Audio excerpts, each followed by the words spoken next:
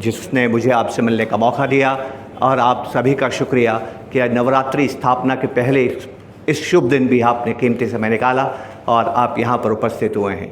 मुझे आश्चर्य हुआ जब विपिन जी ने आज की संध्या में प्रोग्राम रखा। मैंने कहा गुजरात और नवरात्र और पहला नवरात्र शायद ही कोई आए, पर उनकी हिम्मत थी और आप सभी ने हमारे निमंत्रण का, इनके निमंत्रण का सम्मान रखा, उसके लिए आपका हार्दिक आभार। मैं आपसे क्षमा मांगता हूँ, मैं गुजराती में बात नहीं कर पाऊँगा। हिंदी समझ में आता है ना सबको?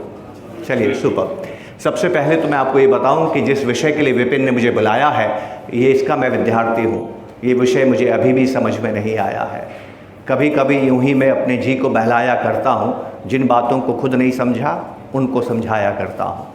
तो मुझे नहीं मालूम कल बाज़ार में क्या होगा, मुझे नहीं मालूम कल जीवन में क्या होगा, मुझे नहीं मालूम अर्थव्यवस्था में क्या होगा, लेकिन जब हम निवेश करते हैं तो पैसा आज निवेश करते हैं और कल निकालते हैं। तो मैंने एक चीज़ को स्वीकार किया है जब मैं इन्वेस्टमेंट करता हूँ कि ये अनिश्चित होता है। इसलिए मैंने जीवन के पहले ही दिन से 1992 में मैंने सेविंग्स को करना शुरू किया था। पता नहीं मुझे आप मेरा वो ट्वीट दिखा पाएंगे विपिन, जो मैंने आपको दिया था? विपिन जी वो ट्वीट दिखा पाएंगे आप? तो मैं एक अलग सोच से आता हूँ और मैं आपके सामने सिर्फ अपनी सोच को प्रस्तुत करूँगा। मेरे पास आपके सवालों के जवाब नहीं होंगे, पर मेरे पास आपके लिए सवाल होंगे, और यकीन मानिए अगर आप उन सवालों के जवाब देते हैं तो आप एक अच्छे निवेशक बन सकते हैं। निवेशक बनने की दो ही कारण होते हैं। पहला, आपके पास धन है, उसकी आप रक्षा करना चाहते हैं। दूसरा, आपके पास धन है, उसकी आप वृद्धि करना चाहते हैं। अभी आपको तय करना है कि आप चाहते क्या हैं। लेकिन मुझे एक बात जीवन में समझ में आई है कि दो चीज़ें जिसको हम सबसे ज़्यादा प्यार करते हैं, एक है हमारे बच्चे और दूसरा है हमारा पैसा। इन दोनों का बचा ही नहीं सकते जब तक आप इनको बढ़ाते नहीं हैं। क्या आपको कभी जीवन में ऐसे माता पिता मिले हैं जो आपको ये कहते हैं I want to save my child, या माता पिता ये कहते हैं I want to grow my child? क्या कहते हैं आप? सेव माय चाइल्ड या ग्रो माय चाइल्ड? ऐसा क्यों है बताइए? क्योंकि आप बचा नहीं सकते हैं। मैं आपको एक बहुत आश्चर्यजनक बात बताऊंगा। मैं बचपन से मेरी इच्छा इकोनॉमिक्स पढ़ने की क्यों हुई, बचपन से मेरी इच्छा अर्थविज्ञान पढ़ने की क्यों हुई, इसका कारण मेरी दादी थी। मेरी दादी मुझे माइथोलॉजी की कहानियाँ सुनाया करती थी। उसमें एक शब्द उनके स्वर से हमेशा निकलता था। वो कहती थी कि धर्म का मूल अर्थ है। ये बड़ा इंटरेस्टिंग बात वो मुझे कहती थी। कहते हैं कि धर्म का पालन करना चाहिए। धर्म मतलब सही तरह से जीवन, हिंदू मुस्लिम सिख ईसाई नहीं, सही तरह से जीने को धर्म कहा जाता है, रिलीजन नहीं। तो कहती हैं कि अगर आप सही तरह से जीवन जीना चाहते हैं तो ये तभी संभव है जब आपके पास में अर्थ है। अगर अर्थ नहीं है, पैसा नहीं है, तो आप सही तरह से जीवन जी नहीं सकते हैं। तो बचपन से ही मुझे मन में सवाल आता था कि पैसा बनता कैसे है, पैसा बनने का स्रोत क्या है, ये पैसा आता कहाँ से है, कोई व्यक्ति कम धनी क्यों होता है, कोई व्यक्ति ज़्यादा धनी क्यों होता है, और धन का निर्माण कैसे किया जा सकता है। तो उन्हीं सवालों को खोजने के लिए मैंने इकोनॉमिक्स तो पढ़ना शुरू किया। 10वीं के बाद मुझे इकोनॉमिक्स पढ़ने का मौका मिला और जीवन भर मैंने एक ही विषय पढ़ा है, इकोनॉमिक्स। दूसरे विषय के बारे में मैं नहीं समझता हूँ। हाँ, जब इकोनॉमिक्स पढ़ते हैं तो थोड़ी बहुत साइकोलॉजी पढ़नी पड़ती है, क्योंकि साइकोलॉजी के समझे बिना आप इकोनॉमिक्स भी समझ नहीं सकते हैं। अब जब आप किसी चीज़ को समझना चाहते हैं तो उसमें आप किस तरह से देखते हैं, तो एक पहली चीज़ जो मुझे इकोनॉमिक्स में समझ आई, ये विज्ञान नहीं है, निवेश विज्ञान नहीं है। यहाँ पर ये बहस नहीं हो सकती है कि सही क्या और गलत क्या है, क्योंकि ये केवल विज्ञान में होता है। विज्ञान के अंदर कॉज एंड इफेक्ट एनालिसिस होता है, कॉज एंड इफेक्ट रिलेशनशिप होता है। विज्ञान कहता है कि आप ये करेंगे तो ये होगा। यहाँ ऐसा नहीं होता है। अगर आप सभी लोग एक ही म्यूचुअल फंड की एक ही स्कीम में इन्वेस्टमेंट करेंगे, आप सबका रिटर्न अलग होगा, एक हो ही नहीं सकता। हाँ, अगर आप एफडी में निवेश करेंगे तो आप सबका एक रिटर्न हो सकता है। तो क्या चीज़ हुई यहाँ पर? दो तरह की चीज़ें हैं, फिक्स्ड और एक चीज़ें हैं अनफिक्स्ड। ये आपके सामने मेरा ट्वीट है। I made my first investment in 1992 at the age of 23। 23 साल की उम्र में मैंने अप्रैल 1992 में अपना पहला निवेश किया। और जब मैंने अपना पहला निवेश किया तो मैंने अपने आप से एक वादा किया था जो कि मेरे पिता के विचारों से बिल्कुल अलग था, बिल्कुल ही अलग था। इसलिए मुझसे बहुत गलतियाँ हुई, क्योंकि मुझे कोई बताने वाला नहीं था, मुझे कोई समझाने वाला नहीं था, मुझे कोई सिखाने वाला नहीं था। और जो मैंने शुरू किया परिवार में किसी ने कभी उसके पहले किया नहीं था। आपके सामने है I made many mistakes, each one a lesson. I still remember and tried hard not to repeat them. एक बात मुझे समझ में आई थी कि इन्वेस्टमेंट में मुझे ड्राइवर नहीं बनना है, मुझे पायलट बनना है। दोस्तों, दोनों में फ़र्क क्या होता है? पायलट जब एक बार गलती कर देता है या किसी दूसरे पायलट ने कोई गलती की है, एक अच्छा पायलट वो होता है जो उस गलती को दोबारा दोहराता नहीं है। इसलिए विमान में ब्लैक बॉक्स होता है कि पायलट कैसे विमान को चला रहा है। आपकी कार में, आपकी स्कूटर में, आपकी बस में, आपकी कार में ब्लैक बॉक्स नहीं होता है। तो ड्राइवर एक गलती बार बार करता है। आप में से कोई है जीवन में किसी की छोटी दुर्घटना हुई हो, उसी वक्त आपने डायरी में लिखा हो कि मेरी दुर्घटना क्यों हुई है? कभी किया आपने? नहीं किया ना। एविएशन में ये होता है।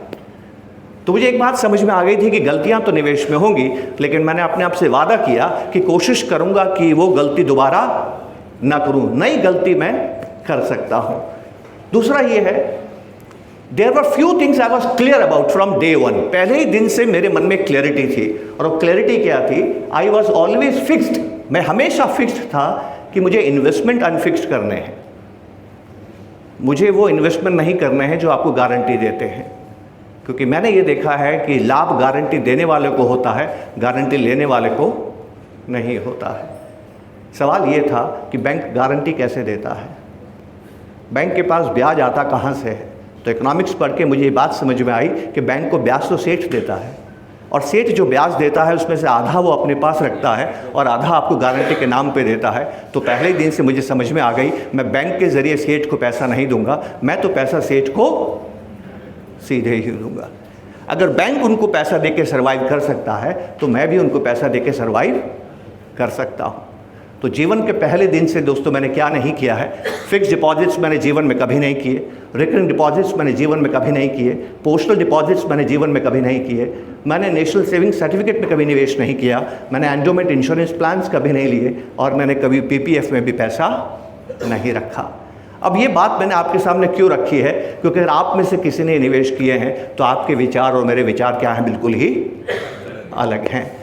तो इसलिए ज़रूरी ये है कि इस सभा को हम भाषण नहीं बनाएंगे, हम बात करेंगे। बात किए बिना एक दूसरे की बात को हम समझ ही नहीं पाएंगे। तो क्या ज़रूरी है? ज़रूरी ये है कि हम बात करेंगे, पहला ये।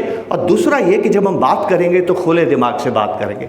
खुले दिमाग का मतलब क्या है? कि हमारे मन में आस्थाएं होती हैं। जैसे अगर आपने एफडी में निवेश किया है तो आपके मन में आस्था है कि एफडी एक उत्तम मार्ग है निवेश करने का, और मैंने अगर एफडी में निवेश नहीं किया है तो मेरी आस्था ये है कि वो एक निवेश करने का सही ज़रिया नहीं है। अब सवाल उठता है कि मैंने ये क्यों तय किया था कि मुझे एफडी में निवेश नहीं करना है? इसका एक छोटा सा कारण है, मेरी दादी ने मुझे क्या सिखाया था? धर्म का मूल क्या है? अर्थ। मुझे इकोनॉमिक्स पढ़ के बात समझ में आ गई थी, एफडी पैसा नहीं बना सकता। कैसे बनाएगा? क्योंकि उसमें जो आपको रियल रिटर्न मिलता है इन्फ्लेशन और टैक्स निकालने के बाद, वो हमेशा नेगेटिव होता है। और मुझे तो धनी बनना था, तो अगर मुझे धनी बनना है तो एफडी मेरे सफ़र में मेरा सहायक नहीं हो सकता। तो कोई भी चीज़ सही या गलत कैसे, मेरा पैमाना क्या है कि आप उस चीज़ को करके चाहते क्या है। अगर आप प्रिंसिपल को सेफ रखना चाहते हैं कि मेरा प्रिंसिपल सेफ रहना चाहिए, भाई मेरी 100 रुपये को मैं 99 होते हुए देख नहीं सकता। अगर मेरा 100 99 होता है तो मुझे रात को नींद नहीं आती है। मुझे फ़र्क नहीं पड़ता कि 100 के 200 300 1000 बनते हैं या नहीं बनते हैं। सबसे सुंदर व्यवस्था आपके लिए कौन सी है? Fix deposit. तो इंडिविजुअल तय करता है कि उसके लिए क्या चीज़ सही है और क्या चीज़ गलत है। लेकिन होता क्या है कि हम बहुत बार अपनी एक ही चीज़ पर रह नहीं पाते हैं, और सारा मुद्दा यही होगा। क्यों नहीं रह पाते हैं? क्योंकि ह्यूमंस आर कॉन्टेक्सचुअल। बहुत कम ह्यूमंस होते हैं जो कि जीवन भर अपनी एक ही प्रिंसिपल को या एक ही नीति का अनुसरण करते हैं। सुबह हमारा विचार अलग होता है, दोपहर में हमारा विचार अलग होता है, जो कि बहुत अच्छी खूबसूरती से विपिन ने आपको बताया था। वो 40 नंबर में 4 बार देखिए आपके विचारों को इसने बदल दिया। वो बदलाव नहीं आना चाहिए। अगर वो बदलाव नहीं आता है तो आप एक लॉन्ग टर्म इन्वेस्टर बन सकते हैं। मुझे सिर्फ एक बात जीवन में समझ में आई है, अगर बेइंतहा दौलत बनानी है, ऐसी दौलत जो आपको मुक्त करती है। जी हाँ, मुक्त करने का मतलब ये है कि आप आज़ाद हो जाते हैं। What is the purpose of life? Purpose of life is salvation, emancipation, मुक्ति। हम सबको मुक्ति चाहिए, मोक्ष चाहिए। मोक्ष तभी मिलता है जब आपकी सारी इच्छाएं पूरी होती हैं। आपकी सारी इच्छाएं तभी पूरी होती है जब आपके पास बेइंतहा दौलत होती है, और बेइंतहा दौलत तभी बनती है जब आप कंपाउंडिंग को प्राप्त करते हैं। अगर कंपाउंडिंग आपके पास नहीं है, अच्छा इन्वेस्टर होते हुए भी आपका निवेश आपको दौलत बना के नहीं देगा। और कंपाउंडिंग वक्त मांगती है, और वक्त का मतलब है लॉन्ग टर्म इन्वेस्टिंग। तो एक दूसरी अद्भुत बात आपको बताता हूँ। मैं 32 साल से निवेश कर रहा हूँ, 92 से 25 हो गया। इन 32 सालों में किन लोगों को मैं जानता हूँ? जो स्टॉक ब्रोकर्स हैं, स्टॉक इन्वेस्टर्स हैं, म्यूचुअल फंड्स में काम करने वाले लोग हैं, म्यूचुअल फंड डिस्ट्रीब्यूटर्स हैं, इन्वेस्टर्स हैं। 99% लोग अपने जीवन में जिनको मैं जानता हूँ वो सभी यहीं पर काम करते हैं, इन्वेस्टमेंट की दुनिया से जुड़े हुए हैं। लेकिन एक अजीब सी चीज़ आपको बताऊँ, मैं उन लोगों के नाम कागज़ पे लिख सकता हूँ जो 32 साल से लगातार इन्वेस्टेड हैं। आते जाते सब रहते हैं, पर लगातार। एक प्रमाण देता हूँ मैं आपको। इस वक्त अगर मैं आपसे कहूँ कि दुनिया के जो सबसे 1000 बड़े सेठ हैं, सबसे धनी लोग जो इस वक्त दुनिया के हैं, उनकी दौलत कहाँ रखी है उन्होंने, किस चीज़ में रखी हुई है, आप क्या कहेंगे? कौन से एसेट में है उनके पैसा? मैक्सिमम पैसा किस एसेट में है? दुनिया के सबसे 1000 अमीर लोग सभी कागज में। कौन से कागज में? वो एसेट कौन से कागज का एसेट है? वो स्टॉक्स, बिजनेस ओनरशिप, यही है ना? किसमें है? Stock ownership, business ownership, right. Ambani साहब के पास जो पैसा है वो उनके पिताजी के शेयर्स ट्रांसफ़र किया हुआ पैसा है। उनके पास 40% शेयर्स है रिलायंस के, और वही शेयर्स उनको बिलियनर बनाते हैं। 100 बिलियन या जो भी बिलियन डॉलर्स पैसा उनके पास में है, इसलिए है कि वो रिलायंस कंपनी के इतने शेयर के मालिक हैं। दूसरा, आम आदमी क्या समझता है कि उसके पास दौलत बनाने का सबसे अच्छा तरीका क्या है? तो हिंदुस्तान में जितने भी लोग सन 60 में पैदा हुए हैं, 55 में पैदा हुए हैं, 60 में पैदा हुए हैं, 65 में पैदा हुए हैं, 70 में पैदा हुए हैं, हनुमान के जैसे अगर उनको, जैसे हनुमान ने कहा कि मेरे अंदर राम बसते हैं, उस तरह से अगर उनसे पूछा जाए कि पैसा कहाँ बनता है, तो बताइए उनका जवाब क्या होगा? प्रॉपर्टी, रियल एस्टेट होगा। तो एक इंटरेस्टिंग चीज़ बताता हूँ, फ़र्क क्या है दोनों में। यहाँ कितने ऐसे लोग हैं जिनके पास ऐसा प्लॉट है, ऐसा फ्लैट है जो दादाजी ने खरीदा था? दादाजी ने खरीदा था। Anyone here? आप हैं। बहुत से लोग मिल जाएंगे जिनके पास वो ज़मीन होगी जो उनके दादाजी ने खरीदी है। यहाँ कोई है जिनके पास वो शेयर सर्टिफिकेट है जो दादाजी ने खरीदा था? नहीं मिलेंगे आपको। गुजरात, जहाँ पर के इन्वेस्टर्स बहुत होते हैं, 1875 में जब शेयर्स का पहला सौदा हिंदुस्तान में हुआ था, मुंबई में बरगद के पेड़ के नीचे, जहाँ पर दलाल स्ट्रीट की 28 मंजिला बिल्डिंग बनी हुई है, आपने कभी बॉम्बे गए तो आपने देखी होगी, उसी जगह पे बरगद का पेड़ था। उसके नीचे पहली बार 5 लोगों ने मिलकर कारोबार किया था। उस 5 में से एक पारसी था और 4 गुजराती थे। इंटरेस्टिंग चीज़ आपको बताऊँ, 99% गुजरातियों के पास दादाजी का खरीदा हुआ शेयर नहीं है, और 99% पारसियों के पास दादाजी का खरीदा हुआ शेयर है। Gujaratis are very good short term investors and Parsis are very good long term investors. ये 2 मार्ग है। मैं इस बहस में नहीं जाना चाहता कि ये मार्ग अच्छा है या ये मार्ग अच्छा है, लेकिन एक इंटरेस्टिंग चीज़ बताता हूँ। 100% लॉन्ग टर्म इन्वेस्टर पैसा बनाते हैं और 97% शॉर्ट टर्म इन्वेस्टर्स पैसा खोते हैं। आंकड़े ये कहते हैं। तो आप तय कर सकते हैं कि आपको दोनों में से कौन सा मार्ग चुनना चाहिए। पर लॉन्ग टर्म इन्वेस्टर बनना बड़ा मुश्किल काम है, और क्यों मुश्किल काम है वो मैं आपके साथ थोड़ी सी बातें करूंगा। तो ये जो मैंने बुनियादी बात कही है वो आपसे ये कही है कि मैं आपसे क्या बात करने वाला हूँ। मुझे नहीं मालूम जब आप यहाँ आए तो आपके मन में क्या भाव थे, आप क्या सोच के आ रहे थे कि यहाँ पर क्या बात होगी, या विपिन जी ने आपसे क्या कहा कि हम क्या बातें करने वाले हैं, उसकी मुझे नहीं इल्म नहीं है। हाँ, ये ज़रूर विपिन जी ने कहा था कि हम वेल्थ क्रिएशन के बारे में बात करेंगे, और वेल्थ क्रिएशन शांति के साथ कैसे किया जा सकता है, पीस के साथ कैसे किया जाता है, वो ज़रूर उन्होंने मुझसे कहा था, और मैं वही बात आपसे साथ करने की कोशिश करूँगा। हमारे बात करने के 2 तरीके हैं, या तो मैं वो बोलता चला जाऊँ, मैं बोलना चाहता हूँ, या मैं वो बोलूँ जो आप चाहते हैं। तो अगर मैं बातों का रुख उस तरफ मोड़ जो आप चाहते हैं तो बात करते रहिएगा, अपने पर्सपेक्टिव्स मेरे साथ शेयर करते रहिएगा। फिर एक निवेदन करता हूँ, हम खुले मन से बात करेंगे, अपनी आस्थाओं के विचार से बात नहीं करेंगे। आपको एक नमूना देता हूँ। आप निवेशक तभी बनते हैं जब आप बचत करते हैं। बिना बचत किए आप निवेश कर ही नहीं सकते। इन्वेस्टिंग के जो रॉ मटेरियल है वो होती है सेविंग्स। तो मेरा सवाल सुनिएगा। मेरा ये मानना है कि निवेश की दुनिया में ना अच्छा होता है, ना बुरा होता है, ना सही होता है, ना गलत होता है, ना पुण्य होता है, ना पाप होता है। यहाँ पर संस्कृति से विचार नहीं होता है, यहाँ पर प्रकृति से विचार होता है। संस्कृति में कमज़ोर की रक्षा की जाती है, समाज में जो भी कमज़ोर है हम उनकी रक्षा करते हैं, पर प्रकृति में आप जानते हैं क्या होता है? कमज़ोर का विनाश करती है प्रकृति। मेरा ये मानना है कि निवेश करना संस्कृति नहीं है, प्रकृति है। आपके अंदर दो ही गुण होते हैं, या तो आप मजबूत इन्वेस्टर होते हैं या आप कमज़ोर निवेशक होते हैं। आप किसी भी प्रकार के निवेशक हों, एक कोशिश हमेशा कीजिएगा कि मुझे कमज़ोर निवेशक नहीं बनना है। उसको बाज़ार पसंद नहीं करता। सबसे पहले अगर बाज़ार किसी को बाहर फेंकता है तो वो है कमज़ोर निवेशक। अब कमज़ोर और मजबूत का निशानी क्या है, यही बात हम समझने की कोशिश करेंगे। दोबारा कहता हूँ, यहाँ अच्छा बुरा नहीं होता है। तो इसी परिप्रेक्ष्य में एक सवाल आपसे पूछता हूँ, आप इन्वेस्ट तभी करते हैं जब आप बचत करते हैं। तो मेरा सवाल सुनिएगा, बचत करना अच्छी आदत है कि बुरी आदत है? अच्छी आदत है। चलिए इसी कल्पना को आगे बढ़ाते हैं। हमारे पास प्रमाण नहीं होता है। मैं बहुत खुश हूँ कि आज विपिन जी ने बहुत खूबसूरती से सभा का शुरुआत की है। इफ्तदा अच्छी होती है तो अच्छी तरह से बात होती है। इन्होंने महागौरी की तस्वीर आपको दिखाई और ईश्वर के बारे में बात की। थोड़ा सा उसमें मैं संशोधन करूँगा। जिसको उन्होंने प्रसाद कहा उसको प्रसाद नहीं कहते हैं, उसको नैवेद्य कहते हैं, और जो ईश्वर आपको देता है उसे प्रसाद कहते हैं। तो बड़ा इंटरेस्टिंग कॉन्सेप्ट है जहाँ से उन्होंने शुरू किया था, और उसी से मैं बात शुरू करूँगा। जिसे आप बचत कहते हैं, इसे ईश्वर घृणा करता है। अब आप ईश्वर को मानते हैं? अगर आप ईश्वर को मानते हैं तो बचत करना ईश्वर को अच्छा नहीं लगता है, और मैं आपको बताऊंगा क्यों अच्छा नहीं लगता है। आपने कहा बचत करना अच्छी बात है। दो ही चीज़ें हैं जीवन में, ईश्वर और निवेश, इन्वेस्टमेंट। ये दोनों प्रमाण नहीं देते हैं। फेथ पहले, फेथ होना चाहिए कि कल मेरा पैसा बनेगा।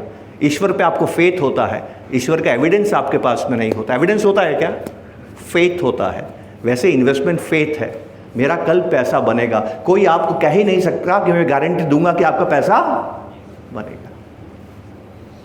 कोई म्यूचुअल फंड पहली बात क्या कहता है? Subject to market risk. ये फेथ का विषय है। ईश्वर और निवेश, इन्वेस्टमेंट, ये दोनों ही फेथ का विषय है। तो देखिए, जो बचत है ना दोस्तों, अगर आपको लगता है कि अच्छी आदत है तो अच्छा काम तो सबको करना चाहिए। तो एक कल्पना करते हैं कि अहमदाबाद में जितने नागरिक रहते हैं सभी बचत करते हैं। एक और कल्पना करते हैं कि दुनिया में जितने भी मानव हैं वो केवल अहमदाबाद में रहते हैं, कहीं और रहते ही नहीं है। ना कोई दुनिया में शहर है, ना कोई देश है, न ट्रंप होगा, न टैरिफ होगा, न एक्सपोर्ट होगा, न इम्पोर्ट होगा, कुछ नहीं होगा। दुनिया में जितने लोग हैं सबके सब कहाँ रहते हैं? अहमदाबाद में रहते हैं। और अहमदाबाद के प्रत्येक नागरिक का ये मानना है कि बचत करना अच्छी आदत है, इसलिए प्रत्येक व्यक्ति बचत करता है और ज़्यादा से ज़्यादा बचत करता है। बताइए आपके जीवन में क्या होगा? क्या होगा बताइए? सब खत्म हो जाएगा। आप सब बेरोजगार हो जाएंगे, आपका जीवन ही खत्म हो जाएगा। बचत सबसे खतरनाक चीज़ है। Savings are leakages in economy. जिस देश में ज़्यादा बचत होती है वो देश सर्वाइव नहीं करता है। वो सर्वाइव तभी करता है जब वो एक्सपोर्ट कर पाता है। एक्सपोर्ट करने का मतलब है दूसरा देश खर्चा कर रहा है। भगवान ने खर्चा करने के लिए जीवन बनाया है। आपको पैसा प्यारा है कि जीवन प्यारा है? अभी आप खर्च कर रहे हैं कि बचा रहे हैं? बचा के दिखाइए। आपके जीवन का हर पल क्या हो रहा है? अभी खर्च हो रहा है। और आप जानते हैं जीवन किसका नाम है? खर्चे का नाम है। पुरुषार्थ कहते हैं इसको। सही तरीके से जीवन जीते हुए पैसे को अर्जन करें, पैसे का अर्जन करके कामनाएं पूरी करें। कामनाएं कब पूरी होती हैं? बचाने से कि खर्चने से? खर्चने से। और मोक्ष को प्राप्त करें। अब मैं इंटरेस्टिंग बात बताता हूँ। इकोनॉमिक्स में बचत का मतलब क्या होता है? इकोनॉमिक्स में बचत का मतलब होता है डिफर्ड स्पेंडिंग। डिफर्ड, ये भी खर्चा ही है। कौन सा खर्चा? जो मैं कल करूंगा, कल करूंगा। बचत करने का मतलब वादा है। आप अपने आप से, ईश्वर से वादा करते हैं कि ये मैंने पैसा बचाया नहीं है, ये कल खर्च करने के लिए मैंने अलग से रखा है। क्योंकि अगर आप ऐसा नहीं करेंगे तो एक दिन खुद खर्च हो जाएंगे। कि अमृत पी के आए? नहीं पी के आए ना। और अगर आप खुद खर्च नहीं करेंगे तो उस पैसे को अंतिम गति नहीं देंगे। और इसीलिए ईश्वर को नैवेद्य दिया जाता है। क्यों दिया जाता है ईश्वर को नैवेद्य? इस कारण को समझिए। अगर आप ईश्वर के दर्शन करने मंदिर में गए हैं तो इसका मतलब है कि ईश्वर पे आपको आस्था है। अगर आपको ईश्वर में आस्था है तो मुझे एक बात बताइए, जो कुछ आपके पास है किसने दिया है? तो आप कौन होते हैं उसको देने वाले? हमारी औकात क्या कि हम ईश्वर को कुछ दें, लेकिन हम ईश्वर को क्यों देते हैं आप जानते हैं? क्योंकि जो आप पैसा कमाते हैं ना, ये आपके लिए क्रेडिट है, पर उसके दरबार में ये डेबिट है दोस्तों। इसको ऋण कहते हैं, शास्त्र में इसको कहा गया है ऋण। आपके जीवन की सबसे खतरनाक चीज़ है ऋण, क्योंकि जो पैसा आपके खाते में आया है पहले किसी के खाते से निकला है।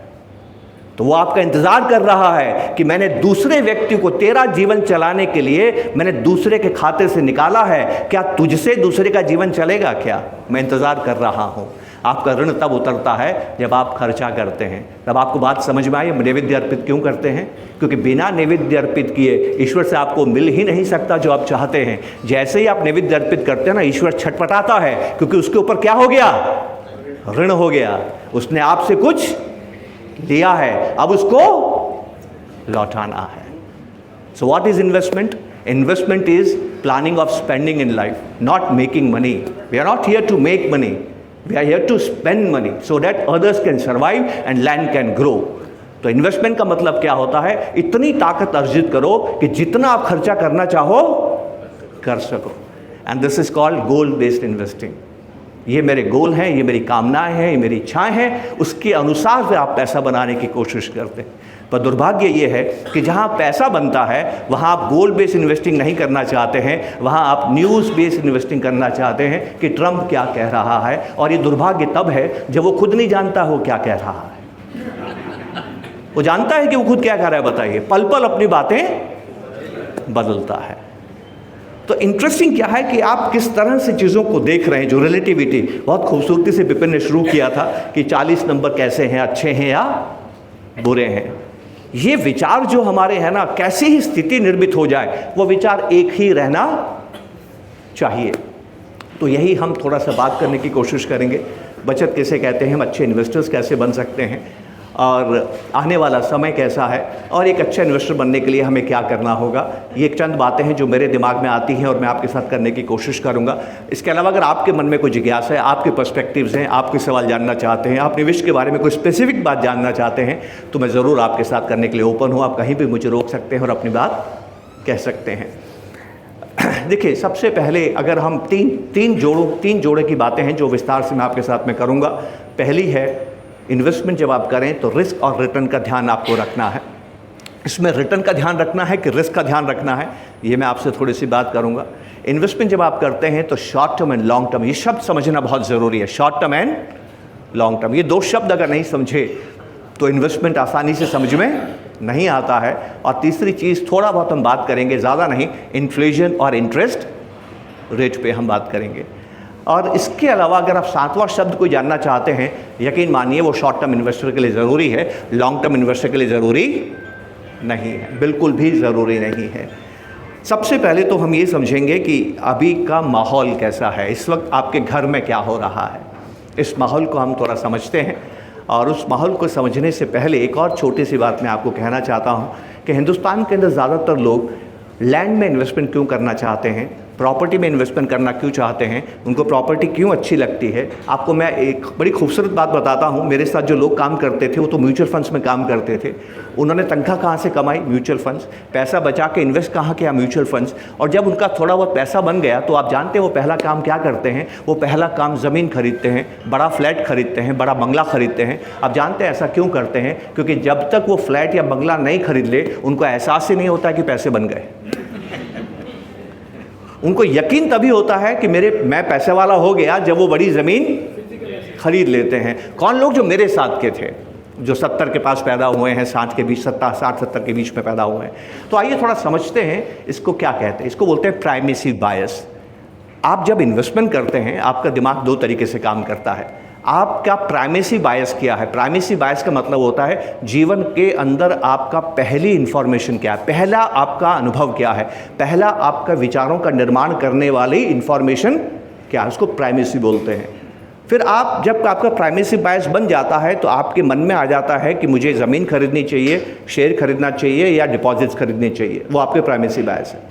फिर आप ज़मीन कौन सी खरीदते हैं, वो रिसेंसी बायस है। जैसे अहमदाबाद में अभी कहाँ पर ज़मीन खरीदूंगा तो ज़्यादा फ़ायदा होगा, तो अभी क्या हो रहा है, recency.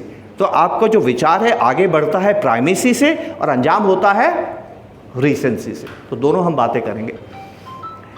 I dedicate everything to my grandmother. मैं उनके साथ रहने का मुझे ज़्यादा मौका मिला। पिता दूर रहते थे, तो उनसे मुझे बहुत बातें सीखने को मिली और उन्होंने मुझे सिखाया कि इकोनॉमिक्स में जाना क्यों ज़रूरी है। वो इकोनॉमिक्स नहीं जानती थी, लेकिन उनकी बातों से मुझे लगा कि मुझे इकोनॉमिक्स पढ़नी चाहिए। तो एक बात उन्होंने मुझे बताई जो मैं आपसे कहना चाहता हूँ। आई एम फ्रॉम जोधपुर और मेरे जो ग्रैंडफादर थे he used to work for Maharaja of Jodhpur. और ये मैं 1930s 30s 40s के बीच की बात बता रहा हूँ, परहैप्स 35 37 की बात बता रहा हूँ।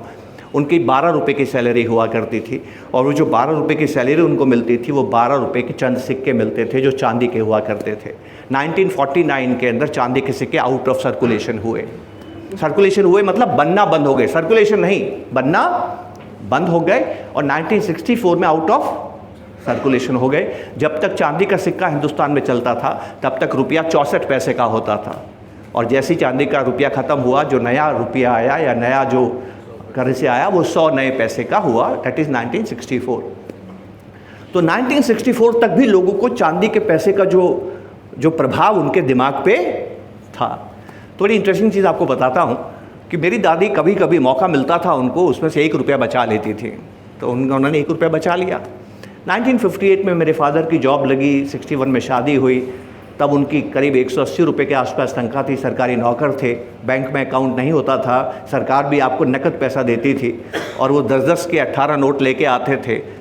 फ़र्ज़ करें कि मेरी माँ ने 10 रुपये का कागज़ का एक नोट बचा लिया। अब दुनिया में मेरी दादी भी नहीं है और दुनिया में मेरी माँ भी नहीं है।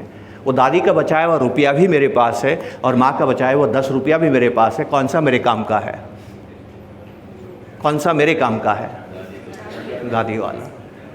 अब ये एक इन्फॉर्मेशन मैंने आपको दी है, इस इन्फॉर्मेशन से आपको कुछ समझ में आया? पहले तो आप मुझे बताइए, मेरी माँ ने 10 गुना ज़्यादा पैसे बचाए, आप कह रहे हैं वो काम का नहीं है, पर मेरी दादी ने सिर्फ 1 रुपया बचाया और आप कह रहे हैं कि वो काम का है। बताइए क्यों? कितनी इंटरेस्टिंग बात है ना। आपको ये बात समझ में आती है, मेरी माँ को कैसे समझ में आएगी? मेरी माँ को तो एक ही बात समझ में आई ना कि पैसा बचाना ज़रूरी है। मेरी दादी मेरी माँ को पैसा बचाना तो सिखा पाई, पर ये नहीं बता पाई कि मैं जो पैसा बचाती हूँ उसके गुण अलग हैं और तुम जो पैसा बचाती हो उसके गुण अलग है। वक्त के साथ तुम्हारा पैसा कमज़ोर होता जाएगा, ये अकल उनको आई ही नहीं, इसलिए वो पैसा घर में इकट्ठा करते थे। कितनी अजीब सी बात है। आज आप हंसेंगे अगर कोई घर में पैसा रखता है तो, कभी बॉक्स में रख दिया, कभी मर्तबान में रख दिया, कभी यहाँ रख दिया। बैंक होते ही नहीं थे, हम तो छोटी जगह से थे, और बैंक होते थे तो छोटे छोटे बैंक होते थे जो उड़ जाया करते थे। तब सरकारी बैंक नहीं होते थे, 69 में सरकारी बैंक बने हैं। बैंक को देने में भी आपको डर लगता था। अमेरिका में भी बैंक में पैसा देने से लोगों को डर लगता है क्योंकि वो सरकारी नहीं है। केवल हिंदुस्तान है जहाँ आपको डर नहीं लगता, आपको वो सेफ नज़र आते हैं क्योंकि सरकार टैक्स के पैसे से उनको डूबने नहीं देती है। बैंक बड़ा खतरनाक व्यवसाय है, बैंक कभी भी डूब सकता है, पर हमें क्यों लगता है कि कोई नहीं डूबता है? क्योंकि सरकार उसको डूबने नहीं देती है। कैपिटलाइजेशन, इसको बोलते हैं कैपिटलाइजेशन। जब भी हमारे बैंक तकलीफ में आते हैं, आप देखना बजट में सरकार उसको पैसा देती है, राइट। बाकी बैंक आसान बिजनेस नहीं होता है। तो घर में पैसा रखती थी। कभी किसी ने उनको बताया आप पोस्ट ऑफिस में पैसा रख सकती हैं, तो 65 में उन्होंने पोस्ट ऑफिस का अकाउंट खोल दिया। वो पासबुक है मेरे पास, उसमें कभी 3 रुपये की एंट्री है, कभी 5 रुपये की एंट्री है, कभी 8 रुपये की एंट्री है। जब भी उनके पास बचता था वो पोस्ट ऑफिस के उस पासबुक के अंदर सेविंग पॉइंट में पैसा रखती थी। मेरे घर में जॉइंट फैमिली थी। मेरे घर में मेरी माँ है और मेरी ताई जी हैं। ध्यान से आप समझिएगा, बड़ी इंटरेस्टिंग बात आपसे कह रहा हूँ। दोनों के अपने अपने पोस्ट ऑफिस अकाउंट हैं। मेरी माँ उस अकाउंट में पैसा रख रही हैं, मेरी ताई जी भी उस अकाउंट में पैसा रख रही हैं। पता नहीं क्यों अचानक से क्या हुआ मुझे नहीं मालूम, मेरे ताऊ जी को कहीं से किसी ने कहा कि यार ये ज़मीन का टुकड़ा खरीद लो। उन्होंने अपनी पत्नी से कहा और 2000 रुपये जो उनके अकाउंट में थे वो ले लिए और करीब कहीं पर 67-68 में उन्होंने 2000 रुपये का एक प्लॉट खरीद लिया। मेरे पिता ने नहीं खरीदा और मेरी माँ का वो पोस्ट ऑफिस का अकाउंट चलता रहा। 83 के अंदर मैं इकोनॉमिक्स पढ़ना शुरू किया। 84 के अंदर मैंने माँ का पोस्ट ऑफिस पूछा, माँ तुम्हारे पास कितने पैसे इकट्ठे हो गए? माँ के पास अच्छे खासे 10-11 हज़ार रुपये इकट्ठे हो गए थे। 83 में 10-11 हज़ार रुपये भी बड़ी अच्छी खासी रकम थी। लेकिन मैंने देखा कि जो मेरी ताई जी ने जो प्लॉट लिया था, 2000 रुपये का जो प्लॉट लिया था, वो प्लॉट तो बढ़ के 70 हज़ार का हो गया। अब मैं उस वक्त 15 साल का हूँ। एक 15 साल के लड़के ने कहा प्राइमेसी बायस मतलब जीवन का पहला अनुभव क्या है, पैसा कहाँ बनता है। मेरी माँ का कितना बना 10-11 हज़ार, उनका कितना हो गया 70,000। तो मैंने क्या सीखा, पैसा कहाँ बनता है, पैसा ज़मीन में बनता है। This is the first thing my year heard ना। तो जितने लोग सन 60-70 में पैदा हुए हैं, उन्होंने जीवन में जब घर में सबके घर में बातें होती है, मोहल्ले में कौन पैसे वाला है, रिश्तेदारी में कौन पैसे वाला है, अरे उसके वो पैसे वाला है, उसके पास इतनी ज़मीन है, देखो ज़मीन के दाम कितने बढ़ गए। तो जितने भी लोग हिंदुस्तान में हैं, उनके दिल से आप रियल एस्टेट को निकाल ही नहीं सकते। इंटरेस्टिंग ये नहीं है, इंटरेस्टिंग ये है कि आपके बच्चों का प्राइमेसी बायस क्या है। जो आपके घर में 18 साल का बच्चा है, 20 साल का बच्चा है, उसके कानों में क्या आवाज़ पड़ती है कि पैसे वाला कौन है, सोचा है आपने? उसका प्राइमेसी बायस क्या है? उसका प्राइमेसी बायस है स्टॉक्स। वो देखता है 150 साल से काम करने वाले बिरला और 200 साल से काम करने वाले टाटा से आगे 20 साल से काम करने वाला अडानी निकल गया है। क्यों? क्योंकि उसके पास स्टॉक होल्डिंग ज़्यादा है। टाटास के पास 5-6% है, बिरलास के पास 8-10-12% है, इसके पास 70% की अपनी होल्डिंग है। और तो जो कागज़ में पैसा अडानी का नज़र आता है, आपको उनका नज़र नहीं आता है। और दुनिया भर से खबरें आती है कि पैसा, और कोविड के बाद में, और देखिए कोविड के बाद क्या हो गया। कोविड के पहले आपके पास 1.5 करोड़ डीमैट अकाउंट थे, आज आपके पास 20 करोड़ है। ये कौन खोल रहे हैं? या तो बच्चे खोल रहे हैं या बच्चों के दबाव में उनके पेरेंट्स खोल रहे हैं। दिस इज कॉल्ड प्राइमेसी बायस। अब होगा क्या बताता हूँ मैं। मुझे जिसको ज़मीन प्यारी है, मान लीजिए मुझे नहीं है, पर मेरी उम्र के लोगों को जिनको ज़मीन प्यारी है, धीरे धीरे उनकी उम्र बढ़ेगी और बैटन पास होगा उनके बच्चों का। तो supply to real estate will come down and supply to financial market will rise. Investing का मतलब ये नहीं होता है कि आपको क्या अच्छा लगता है। इन्वेस्टिंग का मतलब ये होता है कि कल क्या होने वाला है। उसका इस बात से कोई मतलब नहीं है कि आपको क्या अच्छा लगता है।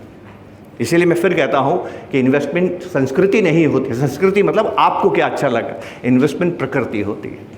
तो एक छोटा सा उदाहरण देता हूँ, आपको बात समझ में आएगी। मेरे सारे उदाहरण घर से होंगे, क्योंकि इकोनॉमिक्स का निर्माण आपके घर में होता है।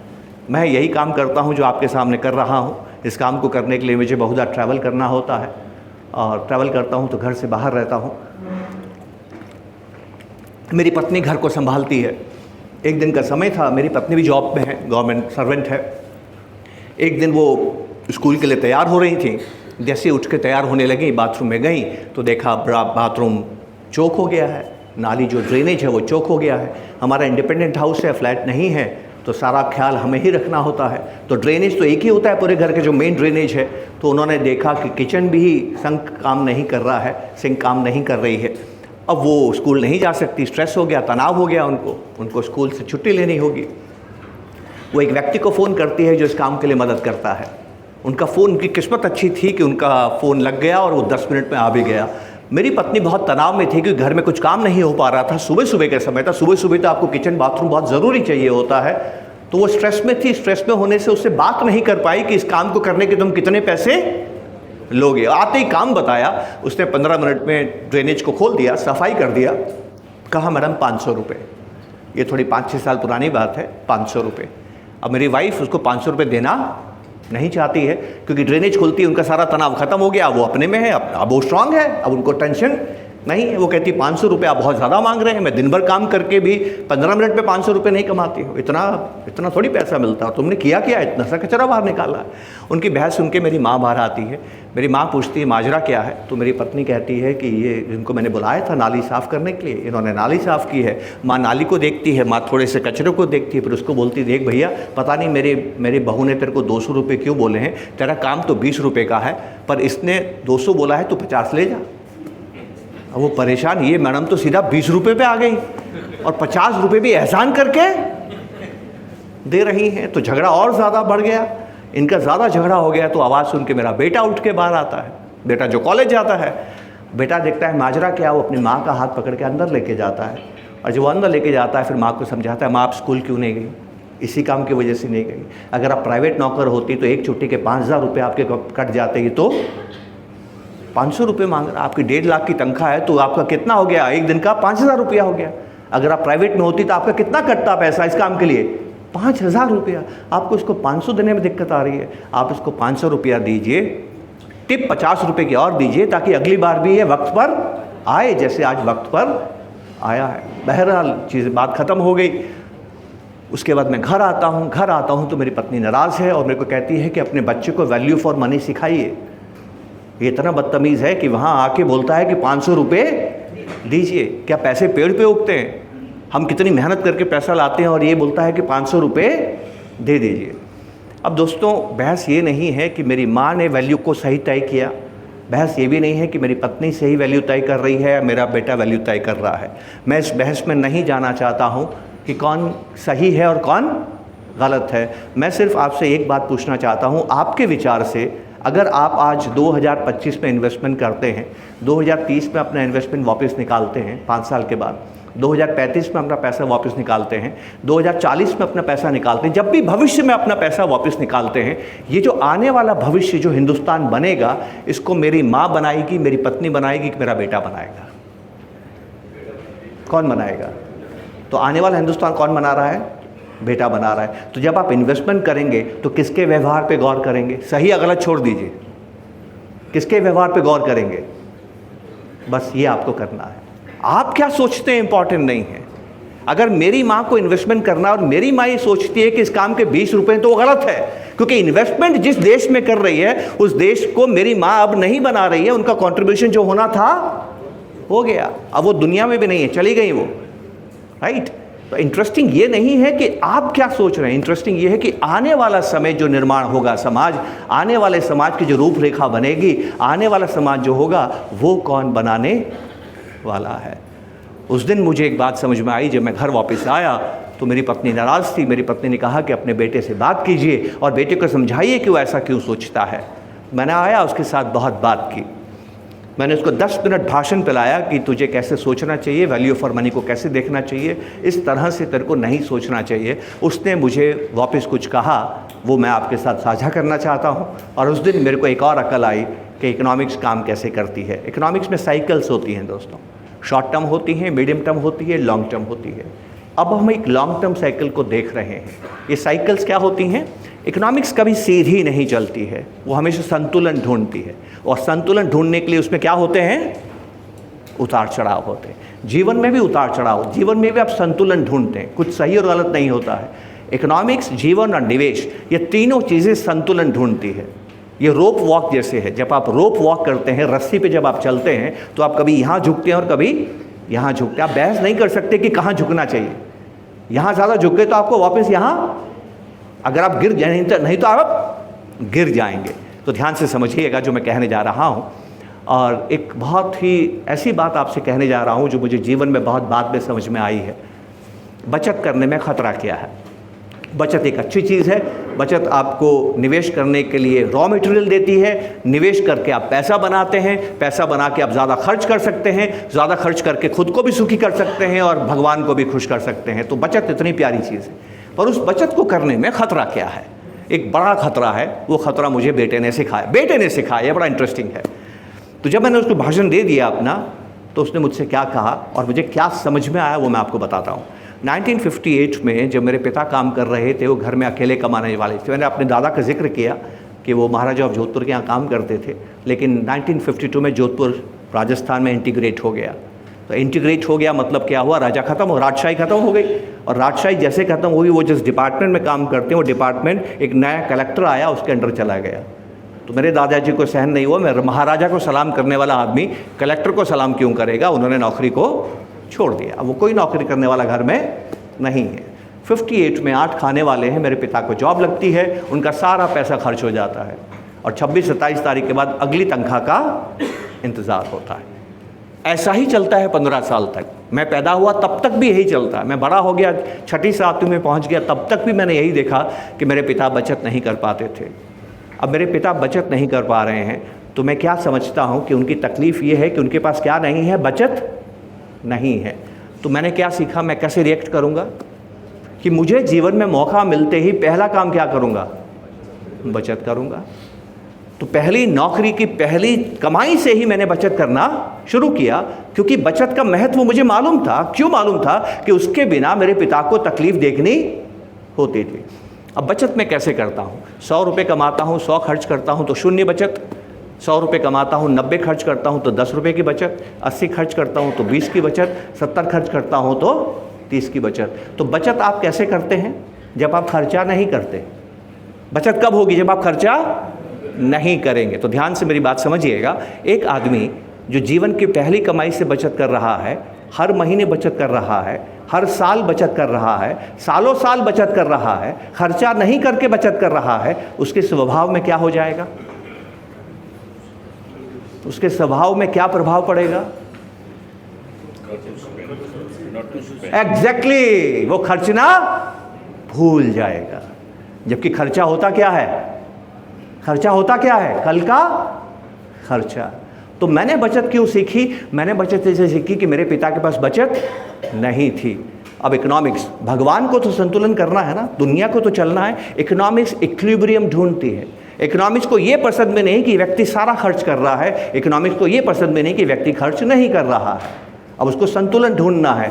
तो मेरे बच्चे ने क्या सीखा? ये आदमी है, 55 साल का हो गया है, लगातार बचा रहा है, अब इतना ज़्यादा बचा रहा है कि उसको खर्च भी नहीं कर रहा है, जो इन्वेस्ट किया है उसको कंपाउंडिंग भी कर रहा है, इसकी उम्र कम हो रही है, इसकी दौलत बढ़ रही है, मुझे लगता है ये पैसा भी मुझे ही खर्च करना पड़ेगा। वो सही सोच रहा है कि गलत सोच रहा है? सही सोच रहा है कि गलत सोच रहा है वो? This is how economics are form. इसी तरह से समाज बनता है दोस्तों। आइए पता करते हैं अहमदाबाद में ऐसा है कि नहीं। आप अहमदाबाद में जितने लोगों को जानते हैं उनको 2 हिस्सों में बांट दीजिए। वो लोग जिनकी उम्र 30 साल से ज़्यादा है, वो लोग जिनकी उम्र 30 साल से कम है। धन, दौलत, जायदाद, पैसा, प्रॉपर्टी, बैंक बैलेंस, ज्वेलरी किसके पास ज़्यादा होगी? किसके पास ज़्यादा होगी? जिसकी उम्र ज़्यादा होगी। मोबाइल किसका महंगा होगा? आइए आपको बात समझ में। तो हिंदुस्तान के ग्रोथ का कारण क्या है? हिंदुस्तान के ग्रोथ का कारण ये नहीं है जो हम नॉर्मल चीज़ें पढ़ते हैं। इन टेक्नोलॉजी अच्छी हो रही है, इंफ्रास्ट्रक्चर अच्छा हो रहा है, फैक्ट्रियों में अच्छा काम हो रहा है, प्रोडक्टिविटी बढ़ रही है, ये तो मामूली बातें। जापान भी आज भी हमसे अच्छी है। जापान आज भी हमसे अच्छा है। हमारी बुलेट ट्रेन हम नहीं बना रहे हैं, जापान बना रहा है। बुलेट ट्रेन का पैसा हम नहीं लगा रहे हैं, जापान लगा रहा है। लेकिन जापान के पास ग्रोथ नहीं है। ग्रोथ किसके पास है? हमारे पास। Economic growth infrastructure, productivity, technology इससे नहीं होती है। इकोनॉमिक ग्रोथ होती है कि आपके मन में खर्चा करने की इच्छा कितनी है। तो इस वक्त जो हिंदुस्तान के लोग हैं, इनमें खर्चा करने की इच्छा क्या हो रही है? बढ़ रही है। हम कोई भी भगवान नहीं है, हम नहीं जानते कल क्या होगा। लेकिन एक सवाल आपसे पूछूंगा, देखना आप जानते हैं कल क्या होगा। एक बात बताइए, आपके और आपके परिवार के खर्चे आने वाले समय में बढ़ेंगे कि कम होंगे? देखा आपने? आपके मन में ऐसा भाव आया कि खर्चे नहीं बढ़ेंगे? बढ़ेंगे। आने वाले 20 सालों में हिंदुस्तान की जो जनरेशन आ रही है, ये अपना पैसा भी खर्च करेगी और अपने बड़ों का पैसा भी खर्च करेगी।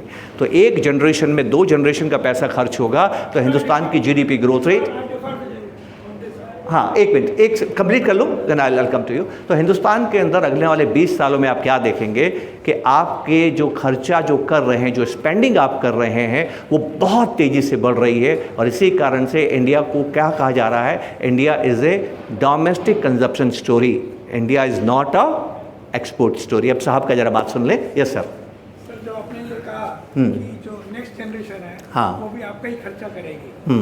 बट जो नेक्स्ट जनरेशन है, they are financially independent because both are working. हाँ देखिए, they are not bothered about saving also. हाँ हाँ, उनका ट्रेंड बहुत डिफरेंट है। हाँ, वो why they are not bothered about saving, सोचिए इसके बारे में। बैकअप क्यों नहीं है वो? But they are not even bothered about your money also. They are not bothered about ये कॉन्शियस नहीं होता है सर, ये चीज़ें सबकॉन्शियस होती है।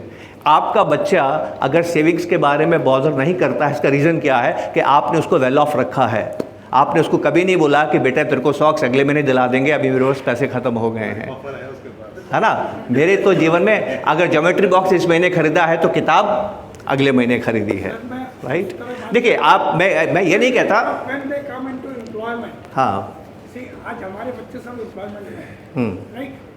They are financially independent, they will never look towards your money. Sir आप कह रहे वो फाइनेंशियल इंडिपेंडेंट है, मेरा ये मानना है कि ज़्यादातर बच्चे बेरोजगार हैं। क्या बात कर रहे हैं आप? ज़्यादातर बच्चे जो मोबाइल खरीद रहे हैं वो पैसों से खरीद रहे हैं कि ईएमआई से खरीद रहे हैं? बताइए, where is financial independence? Who says there is financial independence? मैं आंकड़ों की बात करता हूं हमेशा। आप मुझे बताइए, ज़्यादातर बच्चे जो आईफोन खरीद रहे हैं फाइनेंशियल इंडिपेंडेंट इसलिए खरीद रहे हैं कि लोन पे खरीद रहे हैं, और लोन इसलिए ले रहे हैं कि पैसे देने के लिए पापा जी घर में बैठे हैं। लुक एट द फिगर्स ना, लुक एट द फिगर्स। क्या है, what is the average earnings of a normal? आप उन बच्चों की बात कर रहे हैं जिनको जॉब मिल गया, अमेरिका चले गए हैं, वहाँ चले गए, आईटी में चले गए। कितने नंबर्स फिंगर्स में गिन सकते हैं। 4.25 करोड़ बच्चे पिछले साल कॉलेज से निकले हैं। How many have got jobs? पर everybody has a good living.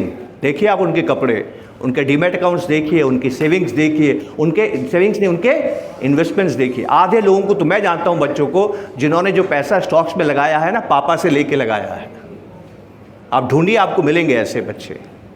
इसका रीज़न क्या है? इसका रीज़न ये है कि इस वक्त मैं आपको ये भी बताता हूँ क्या है इसका रीज़न, कि जो माँ बाप हैं वो टेक्नोलॉजिकली चैलेंज्ड हैं। जैसे मेरे को फ़ोन पे अगर तकलीफ़ आती है तो बच्चे से पूछता हूँ। मेरी पत्नी को फ़ोन पे और कंप्यूटर पे तकलीफ़ आती है तो बच्चे से पूछता हूँ।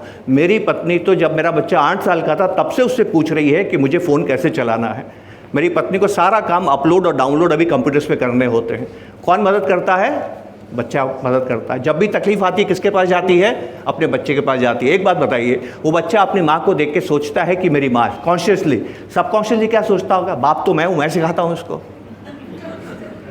उसके बचपन से उसको कॉन्फिडेंस आ रहा है कि understands better than his mother. आप कभी भी बच्चे को देखिए, वो आपको 2 बार जवाब देगा, तीसरी बार जवाब नहीं देगा। क्या बोलेगा? आपको समझ में नहीं आएगी, ऐसे बोलेगा वो। वाई? क्योंकि वो आपको सिखा रहा है। Right? Don't look at your family only, what's happening in your family, look at the larger family. सबसे बड़ी प्रॉब्लम मैं आपको बताता हूँ हमारे साथ क्या होती है, क्यों हमें इकोनॉमिक्स समझ में नहीं आती है, क्यों हमें सोसाइटी समझ में नहीं आती है। आपकी एड़ी में दर्द जीवन में नहीं हुआ, कभी नहीं हुआ। आपके एंकल में दर्द नहीं हुआ, एक दिन आपके एंकल में दर्द हो गया। आप जानते हैं अगले 5 दिन में क्या होगा? आप कम से कम 50 लोगों को जानते हैं जिसके एंकल में दर्द होता है, उसके पहले आप नहीं जानते हैं। नॉर्मली जो आप व्यू बनाते हैं ना सर, वो आपके आसपास की 4 फैमिलीज को देख के आप व्यू बनाते हैं। Look at the larger picture. Larger picture के लिए आपको larger data, what data says. बिना डेटा आप जो भी सोच रहे हैं, they are all perspectives of your individual experiences. You don't have to do individual experiences. You have to understand the social experiences कि सोसाइटी में क्या हो रहा है। चलिए मैं बताता हूँ सोसाइटी में क्या हो रहा है, और ईमानदारी से मुझे जवाब दीजिएगा अगर आपने नोटिस किया है तो। ईमानदारी से कहता हूँ, आपने नहीं किया होगा नोटिस जो मैं कहने जा रहा हूँ। 2 इन्फॉर्मेशन आपको देता हूँ, स्टैटिस्टिकल इन्फॉर्मेशन है।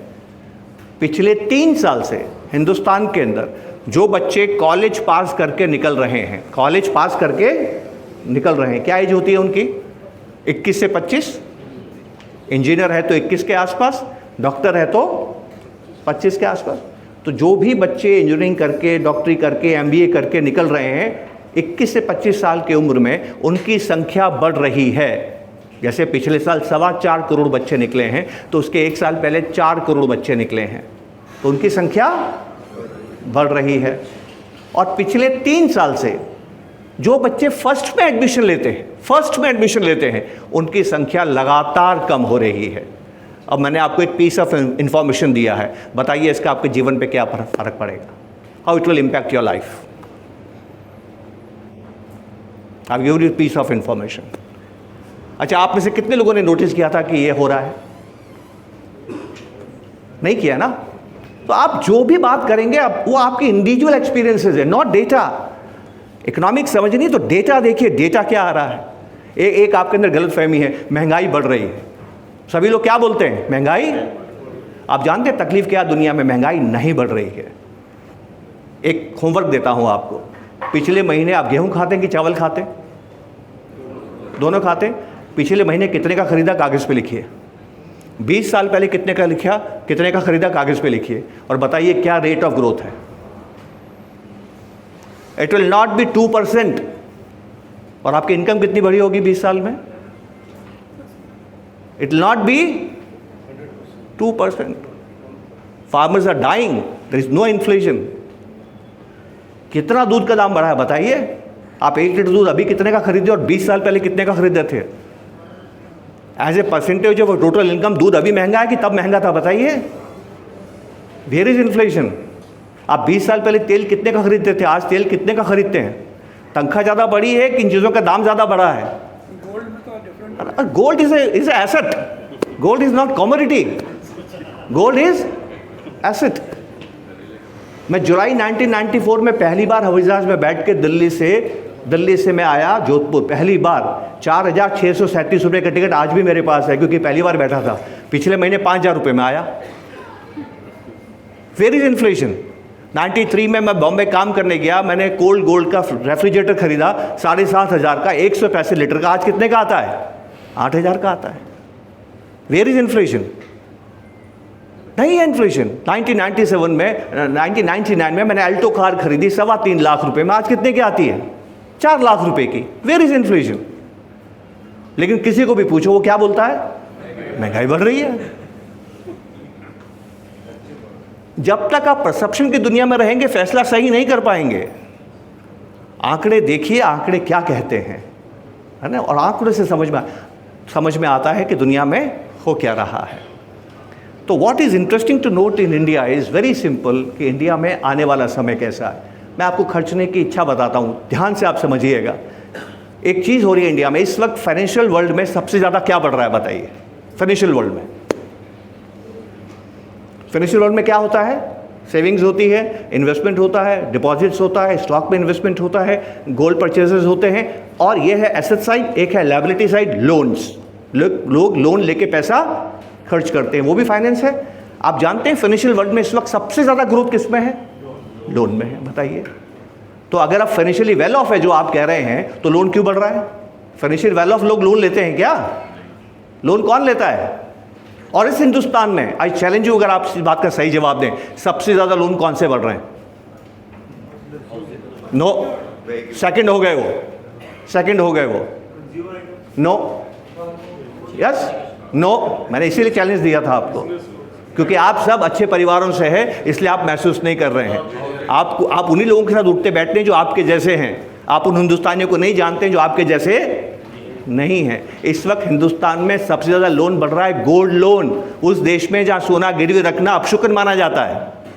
क्यों? क्योंकि ये सारे लोग अंडर प्रेशर हैं कि मेरे को भी ऐसा जीवन जीना है। सोना गिरवी रख के लोन लेके लोग पैसा खर्च कर रहे हैं। आरबीआई ने पिछले साल गोल्ड लोन के ऊपर बहुत सी बंदिशें लगाई ताकि और नहीं बढ़े और हिंदुस्तान तकलीफ में नहीं आए। क्यों कर रहे हैं वो बच्चे? बताइए, ये परिवार गोल्ड लोन क्यों कर रहे हैं? बताइए आप, किस बात के लिए कर रहे हैं? इसको बोलते हैं इकोनॉमिक्स में डेमोन्स्ट्रेशन इफेक्ट। अगर आप अच्छा जीवन जी रहे हैं, जो अच्छा जीवन नहीं जी रहा है उसको भी आपके जैसे जीने की इच्छा होती है।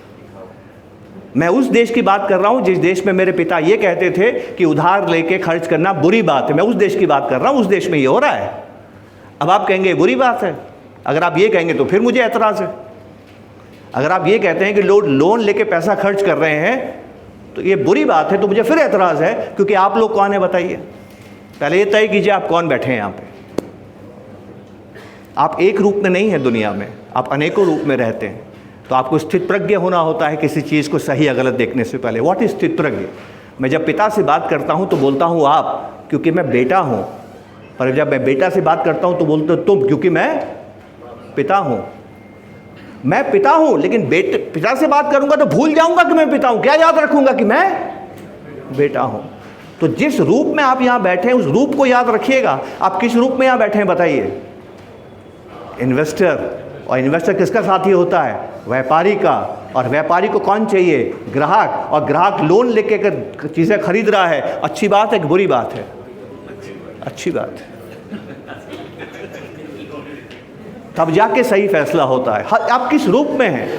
आप जब वोट देते हैं आपका रूप अलग है, आप नौकरी करते हैं आपका रूप अलग है, आप हरिद्वार जाते हैं तो भूखे को खाना खिलाते हैं क्योंकि आपको पुण्य मिलेगा। क्या खाना घर से लेके गए? नहीं ना, वहाँ के दुकानदार से खरीदते हैं। तो क्या उसको पाप लगेगा?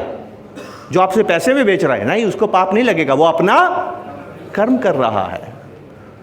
और चीज़ों को हम जस्टिफाई सोचने के तरीके से हम ये गलत है सही, सही गलत के हिसाब से सोचते नहीं। इसको भगवान कृष्ण ने इसके लिए शब्द बना है स्थित प्रज्ञ। पहले स्थित प्रज्ञ हो जाइए, 100% फोकस्ड हो जाइए कि आप किस चीज़ पे विचार कर रहे हैं, and then you will be able to take right decision. So I come back to our subject. हम थोड़ा सा भटक गए कि इन्वेस्टिंग में आपको क्या करना है। अब हिंदुस्तान तो आगे बढ़ेगा, ये तो आप तय मान लीजिए। अगर आपको फिर भी समझ में नहीं आता तो एक बहुत चीज़ आसान कर देता हूँ आपके लिए। बिना डरे मैं आपसे एक बात कहने वाला हूँ। मैं भविष्य के बारे में नहीं जानता हूँ, मैं नहीं जानता हूँ कल क्या होगा, उसके बावजूद मैं आपसे एक बात कह रहा हूँ। आप कागज़ लीजिए, कागज़ पे दुनिया के 10 सबसे बड़े देशों के नाम लिखिए। सबसे पहले अमेरिका आएगा, फिर चीन आएगा, फिर जर्मनी आएगा, फिर जापान आएगा, फिर इंडिया आएगा, फिर इंग्लैंड आएगा, फिर फ्रांस आएगा, इटली आएगा, कनाडा आएगा, ब्राज़ील आएगा, रशिया आएगा। मैंने 11-12 बता दिया आपको। इस क्रम में आप नाम आ जाएंगे। हर एक के सामने आज की जीडीपी लिख दीजिए कि उनकी आज की जीडीपी मतलब क्या है? देश का रिटर्न, देश का एनुअल आईटीआर। ठीक है, आप सभी ने आईटीआर अभी भरा होगा। अगर देश अगर आईटीआर भरेगा तो जो इनकम भरेगा उसको आप कहेंगे जीडीपी। हर देश की आप जीडीपी लिख दीजिए। मैं जो बात कह रहा हूँ आप नोट कर लीजिए। 7 साल के बाद 2032, ये ज़्यादा से ज़्यादा 2031 में भी हो सकता है, 2032 इन 12 देशों में जो दुनिया के सबसे बड़े 12 देश हैं, केवल इंडिया है जिसकी जीडीपी डबल होगी और किसी की नहीं होगी। व्हाट एल्स यू वांट, बताइए। This is a wealth creation destination. यहाँ सभी लोग अभी ज़बरदस्त तरीके से अपना खर्चा बढ़ा रहे हैं। गलत तरीके से, सही तरीके से वो सब भूल जाइए, लेकिन यहाँ खर्चा खूब बढ़ेगा, बहुत बढ़ेगा खर्चा। और खर्चा बढ़ने की वजह से ही आपके पास में दौलत बनती है, क्योंकि एक का खर्चा ही दूसरे की आमदनी होती है। व्यापारी भी प्रोडक्शन तभी करता है जब कोई खर्चा कर रहा होता है। एक और खूबसूरत चीज़ आपको मैं बताता हूँ इंडिया के बारे में, आपको यकीन नहीं होगा जो मैं कहने जा रहा हूँ। हम लोग ना बहुत बार कुछ बातों को बचपन से हम सुनते आए हैं, सेल्फ क्रिटिसिज्म इंडिया में आसानी से हम करते हैं। मेरे देश में ये नहीं है, मेरे देश को नहीं है, आसानी से हम ये बात करते हैं। तो जब भी हम कोई अच्छी बात करते हैं तो आसानी से हजम नहीं होती है। अच्छा, जो अच्छी बात मैं कर रहा हूँ उस पर हमने कुछ नहीं किया है, इसको बोलते हैं कुंडली में होना, योग होना। हिंदुस्तान की कुंडली में योग है कि आपका पैसा बनेगा कैसे, मैं आपको बताने जा रहा हूँ। इंडिया तब आगे बढ़ रहा है जब दुनिया अच्छा नहीं कर रही है। ज़्यादातर शॉर्ट टर्म के जो इकोनॉमिस्ट हैं वो इसको दुर्भाग्य मानते हैं कि इंडिया का नंबर तब लगा जब दुनिया अच्छा नहीं कर रही है। क्यों भाई? इसलिए कि दुनिया में एक्सपोर्ट करके हम ग्रो नहीं हो पा रहे हैं। जब चीन को मौका आया बढ़ने का, जब ताइवान को मौका आया बढ़ने का, सिंगापुर को मौका आया बढ़ने का, कोरिया को मौका आया बढ़ने का, तो अमेरिका और यूरोप खरीद रहे थे। अमेरिका यूरोप खरीद रहे थे तो इनकी बिक्री हो रही थी, तो माल बना रहे थे, तो जीडीपी ग्रो हो रही थी। अब जब इंडिया का नंबर आया तो दुनिया में जो दुकानदारी है वो क्या हो गई? कमज़ोर। क्या ये बुरी बात है? बिल्कुल नहीं। इंडिया तो कभी भी एक्सपोर्ट में कंपटीशन कर ही नहीं पा रहा था। हम कभी भी एक्सपोर्ट में कंपटीशन नहीं कर पाए। क्यों नहीं कर पाए? इसके बहुत से रीज़न है, मैं उन रीजंस में जाना नहीं चाहता। हमारा काम आज दूसरा है। इंटरेस्टिंग बात जो मैं आपको बताने जा रहा हूँ वो क्या है? इंडिया की स्टोरी है कंजप्शन स्टोरी। कंजप्शन स्टोरी में मेन क्या होता है कि आप दूसरों को बेचकर ग्रो नहीं करते हैं, आप खुद सामान बना के खुद को बेच के ही ग्रो करते हैं। जब आप खुद को बेचते हैं तो आपका उपभोग बढ़ता है, और जब आपका उपभोग बढ़ता है ना तो आपकी बचत कम हो जाती है। जब बचत कम हो जाती है तो एक तकलीफ़ खड़ी होती है। वो तकलीफ़ क्या है? वो तकलीफ़ ये है कि आपने मांग बढ़ाई, मुझे 10 बिस्किट ज़्यादा खाने हैं, तो ग्रो हो गया बिस्किट का बिजनेस। तो बिस्किट आपको 10 ज़्यादा बनाने भी होंगे, और ज़्यादा 10 बिस्किट बनाने के बड़ी फैक्ट्री लगानी होगी, चौड़ी सड़कें करनी होगी, इकोनॉमी में इंफ्रास्ट्रक्चर बनाना होगा। उसके लिए पैसा कहाँ से आएगा? वो पैसा आपकी सेविंग से आता है। पर क्योंकि आपका कंजप्शन बढ़ रहा है तो सेविंग्स तो कम हो गई। तो आपके सेविंग्स और इन्वेस्टमेंट के बीच में गैप, कौन सा इन्वेस्टमेंट? देश का इन्वेस्टमेंट, आपका नहीं। देश का इन्वेस्टमेंट में गैप क्या होता है? बढ़ जाता है। तो जितनी आपकी डिमांड बढ़ेगी उतना प्रोडक्शन आपका नहीं बढ़ेगा, और अगर उतना प्रोडक्शन नहीं बढ़ेगा तो क्या हो जाएगी? महंगाई आ जाएगी। और महंगाई अगर आ गई तो सरकार ऐसी पॉलिसी नहीं बना पाएगी जिससे देश ग्रो होता है। तो हमारी तकलीफ़ क्या है? कंजप्शन बढ़ते ही सेविंग्स कम हो जाती है। अब इसके लिए इंडिया के पास 2 रास्ते हैं। ये 2 रास्ते क्या हैं? ये 2 रास्ते ये है कि खुद की प्रोडक्टिविटी को बढ़ाओ, मतलब कम इन्वेस्टमेंट में ज़्यादा उत्पादन करो। आपके घर में एक 30 किलो का बक्सा है, आपको सरकाना है, आप नहीं सरका पा रहे हैं।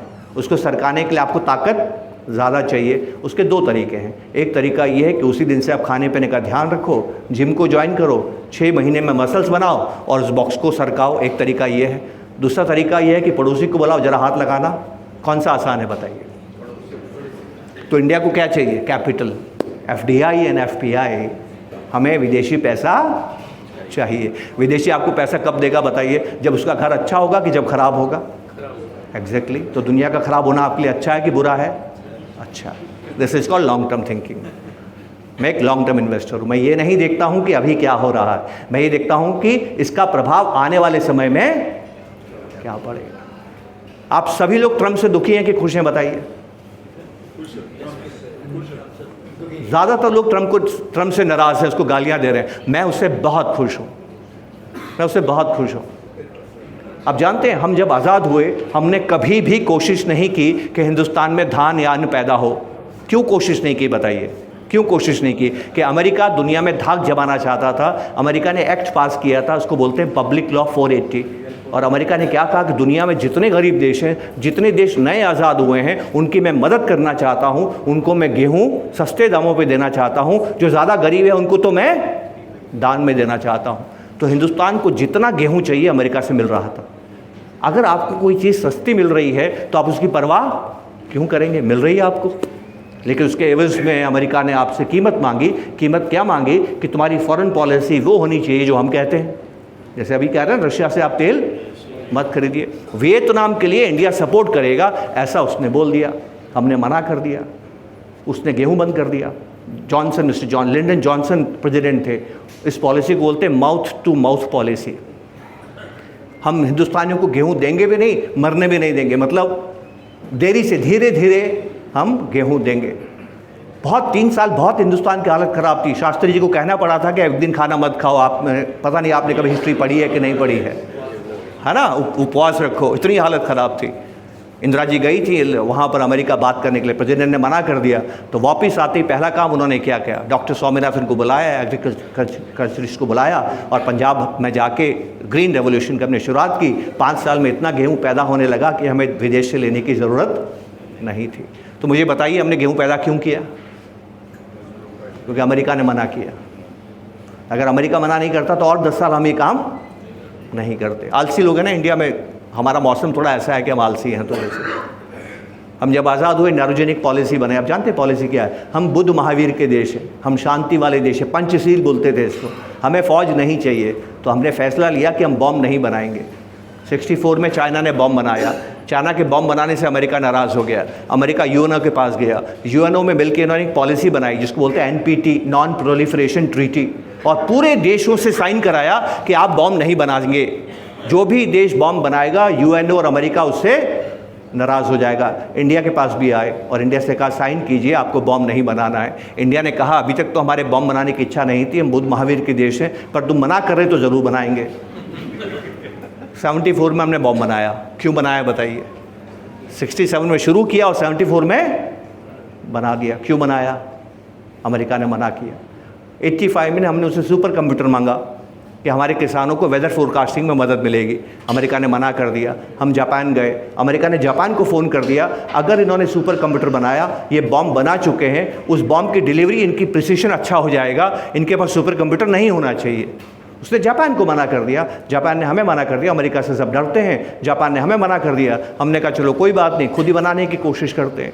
86 में काम करना शुरू किया। 93 में परम, नाम सुना आपने? परम पहला सुपर कंप्यूटर हमने बनाया। बताइए क्यों बनाया? अमेरिका ने मना किया। 93 में अमेरिका ने हमें इंजन देने से मना किया, क्रायोजेनिक इंजन जो स्पेस में भेजता है ना सैटेलाइट्स को। हम सैटेलाइट्स बनाना जानते हैं, स्पेस में भेजना नहीं जानते थे। अमेरिका ने मना कर दिया। हम रशिया के पास गए, अमेरिका ने रशिया को खबरदार कर सैंक्शन लगा देंगे अगर तुमने इंडिया को क्रायोजेनिक इंजन दिया तो। 96 की बात है, मना कर दिया। 97 में हमने काम करना शुरू किया। 2014 में इंडिया ने अपना क्रायोजेनिक इंजन बनाया। बताइए क्यों बनाया? क्योंकि अमेरिका ने मना किया। अब तक इंडिया के माँ बाप अपने बच्चों को अमेरिका भेजना चाहते हैं। और कौन से बच्चे? जो दुनिया के सबसे होशियार बच्चे होते हैं। हमारे सबसे होशियार बच्चे कौन ले जाता है? अमेरिका ले जाता है। अब अमेरिका ने मना किया तो किसको फ़ायदा होगा? हमारे होशियार बच्चे हमारे पास रहेंगे। तो इसमें बुरा क्या है बताइए?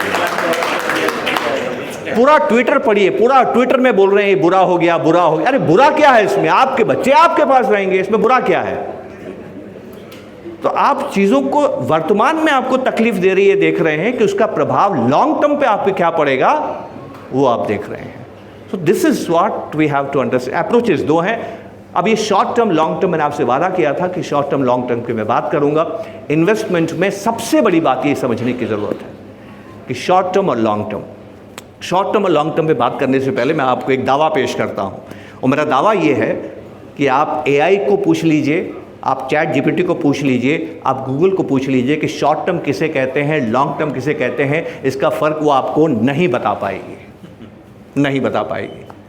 मैंने इसको बहुत खोजा, मुझे फिर मेरी दादी माँ याद आती हैं, उनकी कहानियाँ याद आती है, और उनकी कहानी से मैं आपको एक बात बताता हूँ जो आपको थोड़ा समझने की ज़रूरत है। बहुत इंटरेस्टिंग है, थोड़ा सा मैं भटकाव लूँगा, आपको लगेगा मैं भटकाव ले रहा हूँ, लेकिन ज़रूरी है। आप जानते हैं समुद्र मंथन क्यों हुआ था?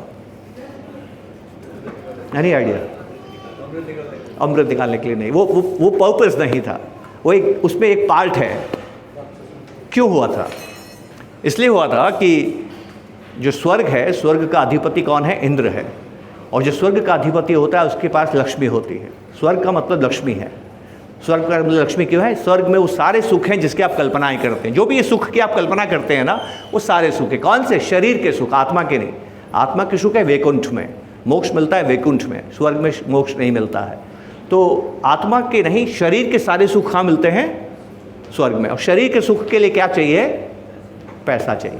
पैसे का अधिपति कौन है? इंद्र। इंद्र को एक बार श्राप लगता है, और श्राप क्या है कि तुम श्रीहीन हो जाओगे, लक्ष्मी तुमसे रूठ के चली जाएगी। इंद्र जो हैं वो लक्ष्मी के बिना अपनी कल्पना नहीं कर सकते। तो एक ही व्यक्ति है जो उनकी मदद करता है, वो प्रभु नारायण विष्णु। वो विष्णु जी के पास जाते हैं, उनके कदमों में साष्टांग गिर जाते हैं, प्रभु मेरी रक्षा कीजिए, प्राहिमाम, मैं बहुत तकलीफ़ में हूँ, लक्ष्मी मेरे से रूठ के चली गई हैं, मुझे वापस लक्ष्मी को प्राप्त करना है, लेके आना है। नारायण अपने दूत भेजते हैं, और दूत भेजते हैं तो पता लगता है कि लक्ष्मी गहरे सागर में चली गई हैं।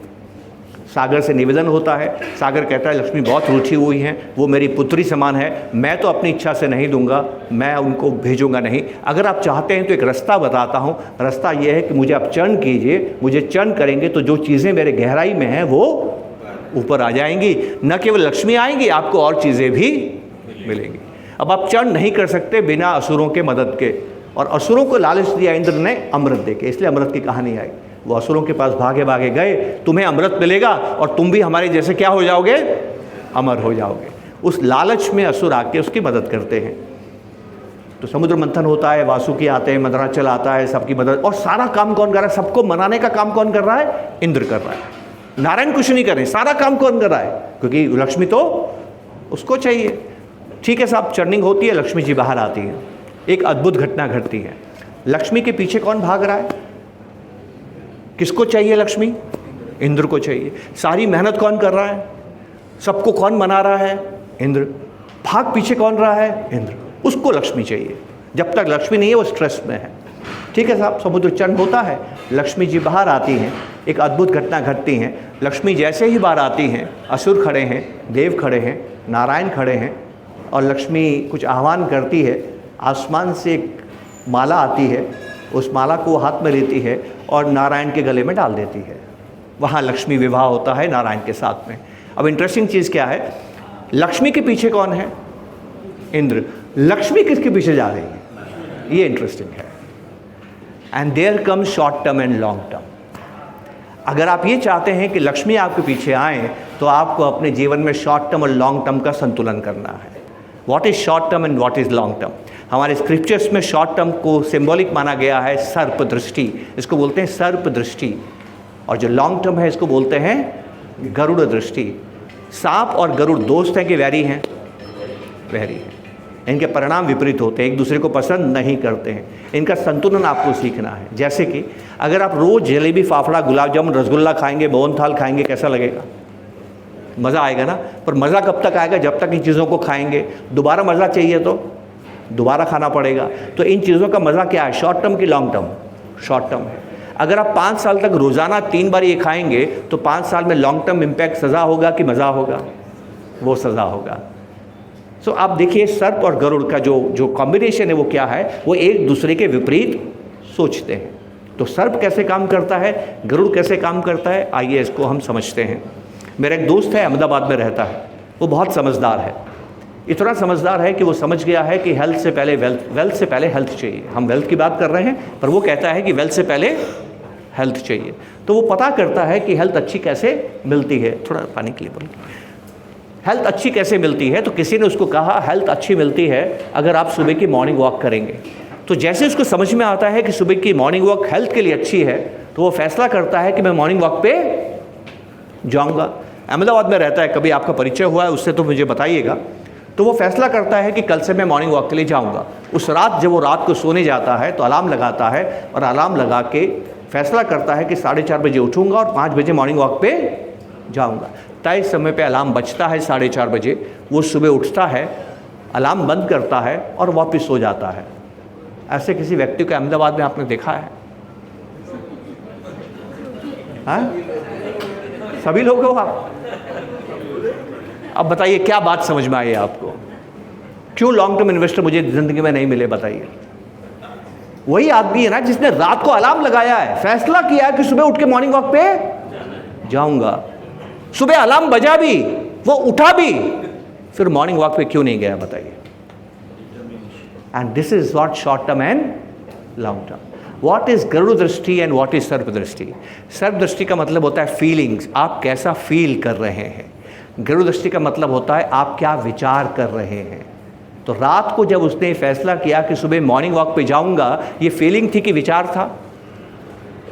रात को आप फैसला कर रहे हैं कि सुबह होगी, सुबह उठ के मॉर्निंग वॉक पे जाऊंगा, ये फीलिंग है कि विचार है? विचार है। विचार हमेशा काल्पनिक होता है, लॉन्ग टर्म में होता है। कल ये होगा, आप SIP करके 15 साल में करोड़पति बनेंगे, ये क्या है? ये विचार है। गरुड़ दृष्टि हमेशा दीर्घकालिक होती है, काल्पनिक होती है। आप हमेशा उसका विचार करते हैं, विचार करके फैसला करते हैं कि मैं ये काम करूंगा, अलार्म लगा देते हैं। अलार्म लगा के आप सुबह मॉर्निंग वॉक पे क्यों नहीं जाते हैं? क्योंकि गरुड़ दृष्टि तो कहती है कि मॉर्निंग वॉक पे जाना चाहिए। सर्प दृष्टि क्या कहती है? सर्प दृष्टि कौन करता है? जहन नहीं करता है, विचार दिमाग करता है, लेकिन फीलिंग्स विचार नहीं करता है, फीलिंग्स आपकी इंद्रियां करती हैं।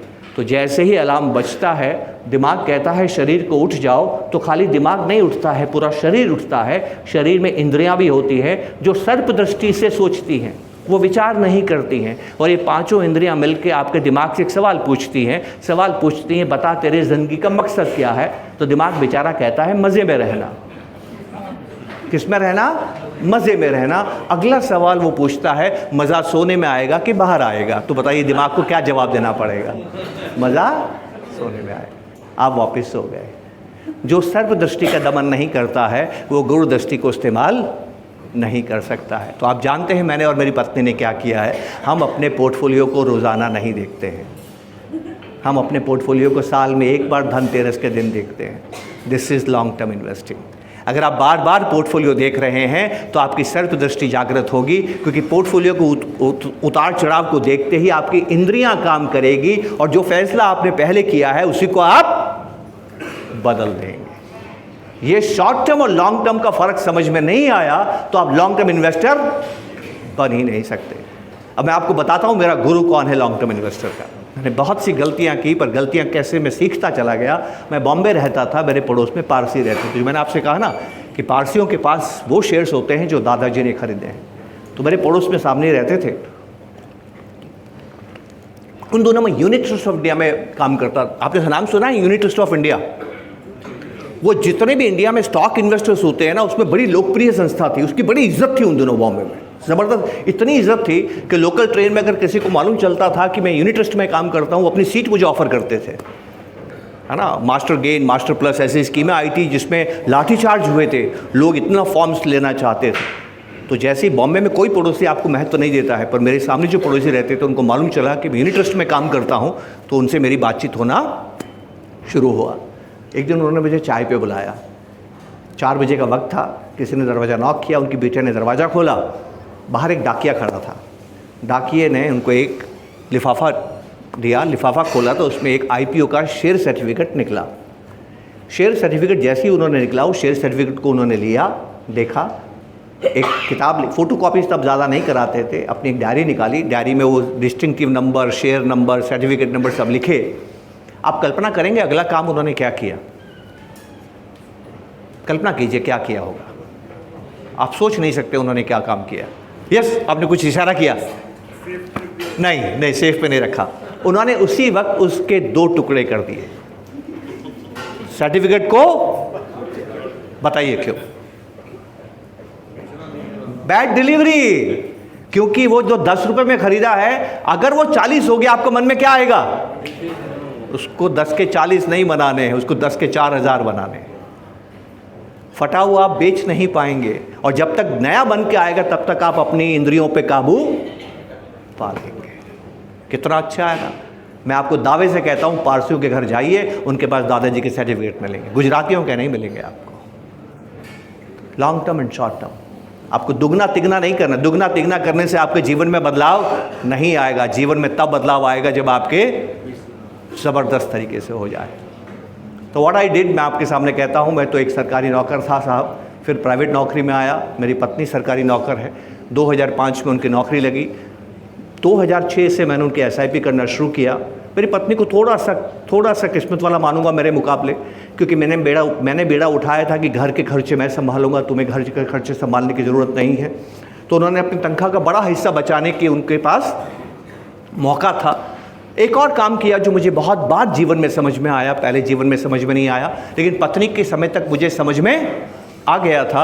उनकी मैंने SIP को स्टेप अप कर दिया। मतलब हर साल उनको DA मिलता है, इंक्रीमेंट मिलता है, तो उनकी तनख्वाहें बढ़ती हैं। तो मैंने कहा कि तुम अभी कागज़ में ही आदेश दे दो कि मेरे जो इन्वेस्टमेंट को आप हर साल 12% से बढ़ाते रहेंगे। सो 2022 का धनतेरस है। आप में से कितने लोगों ने एक शब्द सुना है, SWP? सुना है आपने? आप केवल SIP को मत समझिए, आप एक और बात समझिए जिसको बोलते हैं SWP। बड़ी सुंदर व्यवस्था है, इसको मैं अक्षयपात्र कहता हूँ। ये मैंने अपने घर में किया है। तो मेरी पत्नी को मैं जैसे धनतेरस में देखता हूँ, 2022 में मैंने उनका फोलियो देखा, और फोलियो में जो रकम इकट्ठी हो गई थी उस धनतेरस के दिन, मैंने पत्नी को पास में बिठाया और आपसे कहा कि आज के बाद तुम अपने अकाउंट से इतना पैसा निकाल के हर हाल में खर्च करोगी। तुम हर हाल में खर्च करना ही है। अगर समझ में नहीं आता है कि ये कहाँ खर्च करूं तो दान दे दो, लेकिन इस खाते से निकालना ही तुम्हें निकालना है। तुम चिंता मत करो, तुम्हारा बैलेंस कम नहीं होगा, अगले साल ये उतना ही वापस भर जाएगा, उल्टा इससे ऊपर चला जाएगा। क्योंकि जो विड्रॉल रेट है वो कंपाउंडिंग रेट से हम कम रखते हैं। जैसे कंपाउंड अगर 10-11% से हो रहा है तो विड्रॉल हम 4-5% रखते हैं, ताकि 6% से आपका अकाउंट का जो बैलेंस है वो हर साल बढ़ता चला जाए। मेरी पत्नी को यकीन नहीं हुआ कि पैसे निकालने पर तो बैलेंस कम हो जाएगा, बढ़ कैसे सकता है। मैंने कहा हाँ, जिस दिन निकालोगी कम हो जाएगा, अगले महीने भी कम रहेगा, 6 महीने भी कम लगेगा, पर साल भर के बाद देखोगे तुम कि तुम्हारा बैलेंस न केवल बढ़ गया है, पहले से भी ऊपर है। हर साल तुम खर्च करते रहना, हर साल तुम्हारा बैलेंस भी बढ़ता चला जाएगा। 3 साल से वो काम कर रही है, 27 साल मेरी शादी को हो गए। यकीन मानिए दोस्तों, जो मोहब्बत मुझे उनसे पिछले 3 साल में मिली, पहले कभी नहीं मिली। सोचिए क्यों? क्योंकि जो मज़ा खर्चने में है ना, वो बचाने में नहीं है। बचाइए इसलिए कि आपको खर्च करना है, इसलिए नहीं कि आपको पैसा बचाना है। जी हाँ, जो खर्च करता है उसी से वो खुश होता है, क्योंकि आपके खर्चे से दूसरे का जीवन चलता है। And this is what is investing. Investing is planning of spending. तो लॉन्ग टर्म इन्वेस्टिंग में सबसे बड़ी बाधा क्या है? लॉन्ग टर्म इन्वेस्टिंग में सबसे बड़ी बाधा यह है कि हम लॉन्ग टर्म इन्वेस्टिंग जानते नहीं हैं। हम क्या जानते हैं? हम पैसा कमाना जानते हैं। हम सबको माँ बाप ने पैसा कमाना सिखाया है दोस्त। हमारे माँ बाप ने कभी हमें पैसा बनाने की ट्रेनिंग नहीं दी है। अब आप जीवन भर अगर वॉलीबॉल खेल रहे हैं, एक दिन आप बास्केटबॉल खेलने चले गए तो आपको किसके नियम याद रहेंगे? वॉलीबॉल के नियम याद रहेंगे, और वॉलीबॉल के नियम से आप बास्केटबॉल खेल नहीं सकते हैं। सो नियम क्या है इन्वेस्टिंग का? Not short term investing. Short term investing नहीं है, वो ट्रेडिंग है। और ट्रेडिंग पैसा कमाना है, पैसा बनाना नहीं है। क्योंकि ट्रेडिंग में जो आपका पैसा बना है वो तभी बना है जब किसी ने खोया है, तो वो पैसा कमाना है। पैसा बनाने का मतलब है सभी का पैसा बनता है। तो लॉन्ग टर्म इन्वेस्टिंग में सबका पैसा बनता है। तो हमें कौन सी बड़ी बात समझनी है? आइए इस बड़ी बात को हम थोड़ा समझने की कोशिश करते हैं। पैसा कमाने का एक ज़बरदस्त नियम है। वो नियम क्या है? आइए हम समझते हैं। बहुत अजीब सी बात है, आपको यकीन नहीं होगा जो मैं कहने जा रहा हूँ, थोड़ा ध्यान से ईमानदारी से समझेंगे तो बात समझ में आएगी। कोई भी जब हम काम करते हैं ना तो उससे हमें सुख मिलना चाहिए। तो जब आप पैसा कमाते हैं उससे भी आपको सुख मिलता है। पैसा कमाने से ज़्यादा सुख कब मिलता है बताइए? क्या घटना घटती है तब आपको कमाई से ज़्यादा सुख होता है? पैसा कमाना हमेशा अच्छा लगता है, पर सबसे अच्छा पैसा कमाना कब लगता है? बहुत अच्छा लगता है जब आप पैसा इस तरह से कमाते हैं। तो वो कब होता है? नहीं, कमाई, अभी कमाई पे रहते, खर्च पे नहीं आते, कमाई की बात कर रहा हूँ। पैसा कमाना कब ज़्यादा अच्छा लगता है? कभी आपने नोटिस किया है पैसा कमाना कब ज़्यादा अच्छा लगता है? अच्छा तो हमेशा लगता है, ज़्यादा अच्छा कब लगता है? जब बढ़ता है। आप काफ़ी करीब पहुँचे हैं। बिना मेहनत के बढ़ता है, हैं? जैसा सोचा वैसा बढ़ गया, जैसा सोचा वैसा बढ़ गया। मैं इस बात को स्वीकार करता हूँ कि जब आपकी कमाई बढ़ती है तो अच्छा लगता है, पर ये पूर्ण सत्य नहीं है। पूर्ण सत्य क्या है देखते हैं। आप एक फैक्ट्री में काम करते हैं, वहाँ आपका दोस्त भी आपके साथ काम करता है, आप दोनों की तनख्वाह 1 लाख रुपए है। सेठ जी आपको बुलाते हैं और सेठ जी आपसे कहते हैं कि तुम बहुत अच्छा काम कर रहे हो, मैं तुम्हारे काम से खुश हूँ, तुम्हारी पगार 1 लाख से बढ़ा के 1,10,000 करता हूँ, जो आप कह रहे हैं कि पैसा बढ़ता है। जैसे सेठ जी ने बोला कि आपकी तनख्वाह में 1 लाख से बढ़ा के 1,10,000 करता हूँ, कैसा लगेगा बताइए? पक्का अच्छा लगेगा। अब विपिन जी का मैं चीज़ इस्तेमाल करता हूँ, आप अच्छे हैं, खुश हैं, मिठाई खरीदते हैं, घर लेके आते हैं, घर में सबको मिठाई खिलाते हैं। इतने में कोई दरवाज़ा नॉक करता है, आप दरवाज़ा खोलते हैं। दरवाज़ा खोलते हैं तो देखते वही दोस्त जो आपके साथ काम करता है खड़ा है, बड़े चेहरे पे मुस्कुराहट है और हाथ में मिठाई का डब्बा है। आप पूछते हैं भैया कैसे आना हुआ? कहता है मत पूछ दोस्त, आज तो बहुत खुशी का दिन है। आज सेठ जी ने बुलाया और कहा कि मैं तुम्हारे काम से बहुत खुश हूँ और मैं तुम्हारी तनख्वाह 1 लाख से बढ़ा के 1,25,000 करता हूँ। सुनते ही आपको कैसा लग रहा है? सारी खुशी गायब। तो इस बात को याद रखिएगा दोस्तों, पैसा कमाना सुखी तभी होता है जब आप दूसरे से ज़्यादा कमाते हैं। तो क्या ये गलत है? बिल्कुल नहीं, ये तो नियम है, ये गलत नहीं है, ये नियम है। क्यों? क्योंकि पैसा कमाना है। हम जंगल में रहते थे। अहमदाबाद ज़्यादा पुराना नहीं है, 500-700 साल पुराना है। बनारस 2,500 साल पुराना है। मोहनजोदड़ो और हड़प्पा 4,000 साल पुराने हैं। कोई देश, कोई गांव हम नहीं जानते हैं जो 5,000 साल से पुराना हो। तो 5,000 साल पहले इंसान कहाँ रहता था? They were hunters and gatherers, they used to live in jungles. हमने 3 लाख साल जंगलों में बिताया है। जंगल का नियम क्या है दोस्तों? जब हिरण सुबह उठता है वो अपने आप से वादा करता है कि मुझे शेर से तेज भागना है। अगर शेर ने पकड़ लिया तो ज़िंदगी का आखिरी दिन होगा। उसी वक्त शेर क्या सोचता है? मुझे हिरण से तेज भागना है, अगर हिरण को नहीं पकड़ पाया तो भूखे मर जाऊंगा। इसको बोलते हैं सर्वाइवल इंस्टिंक्ट। सर्वाइव कौन करेगा? जो दूसरे को हराएगा, दूसरे से बेटर परफॉर्म करेगा।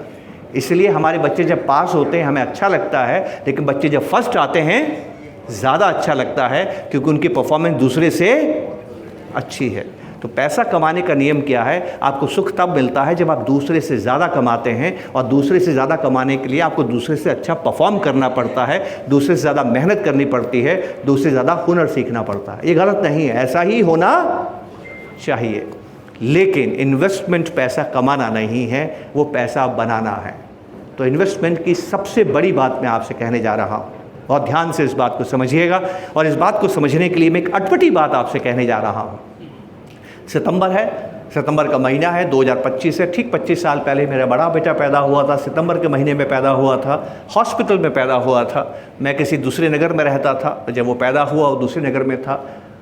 तुरंत उसी दिन मैं पहुंचा, शाम को मैं पहुंच गया, अगले दिन उससे मिला, और तीसरे दिन सुबह डॉक्टर ने कहा कि माँ और बेटे दोनों ठीक हैं, हेल्दी हैं, आप इन्हें घर ले जा सकते हैं। तो जब डिस्चार्ज हो गया और आखिरी मिनट में डॉक्टर के साथ में था, तो मैंने डॉक्टर साहब से एक आखिरी सवाल पूछा। वो सवाल क्या है मुझे आपको बताना है। क्या आप कैसे बताएंगे? आपको कैसे मालूम? मैं आपको ऑप्शंस दूंगा, 2 ऑप्शंस दे रहा हूं, और आपको मुझे बताना है कि दोनों में से कौन सा सवाल मैंने डॉक्टर साहब से पूछा होगा। पहला ऑप्शन है, डॉक्टर साहब थैंक यू, मेरा बच्चा ठीक है, आपने मुझे घर जाने के लिए कह दिया, बहुत खुशी हो रही है। मेरा बेटा कब कितना जल्दी बड़ा होगा? ये पहला सवाल है। मेरा बेटा कब कितना जल्दी बड़ा होगा, ये पहला सवाल है। दूसरा सवाल है, डॉक्टर साहब इसके वैक्सीनेशन के लिए मुझे दोबारा कब आना है? मैंने क्या सवाल पूछा होगा? वैक्सीनेशन के लिए। ये सवाल क्यों नहीं, आप बिल्कुल सही कह रहे हैं, पर सवाल ये उठता है कि आपने पहले वाले सवाल को रिजेक्ट क्यों किया? ये क्यों नहीं पूछा होगा मेरा बेटा कब बड़ा होगा? नहीं नेचुरल है।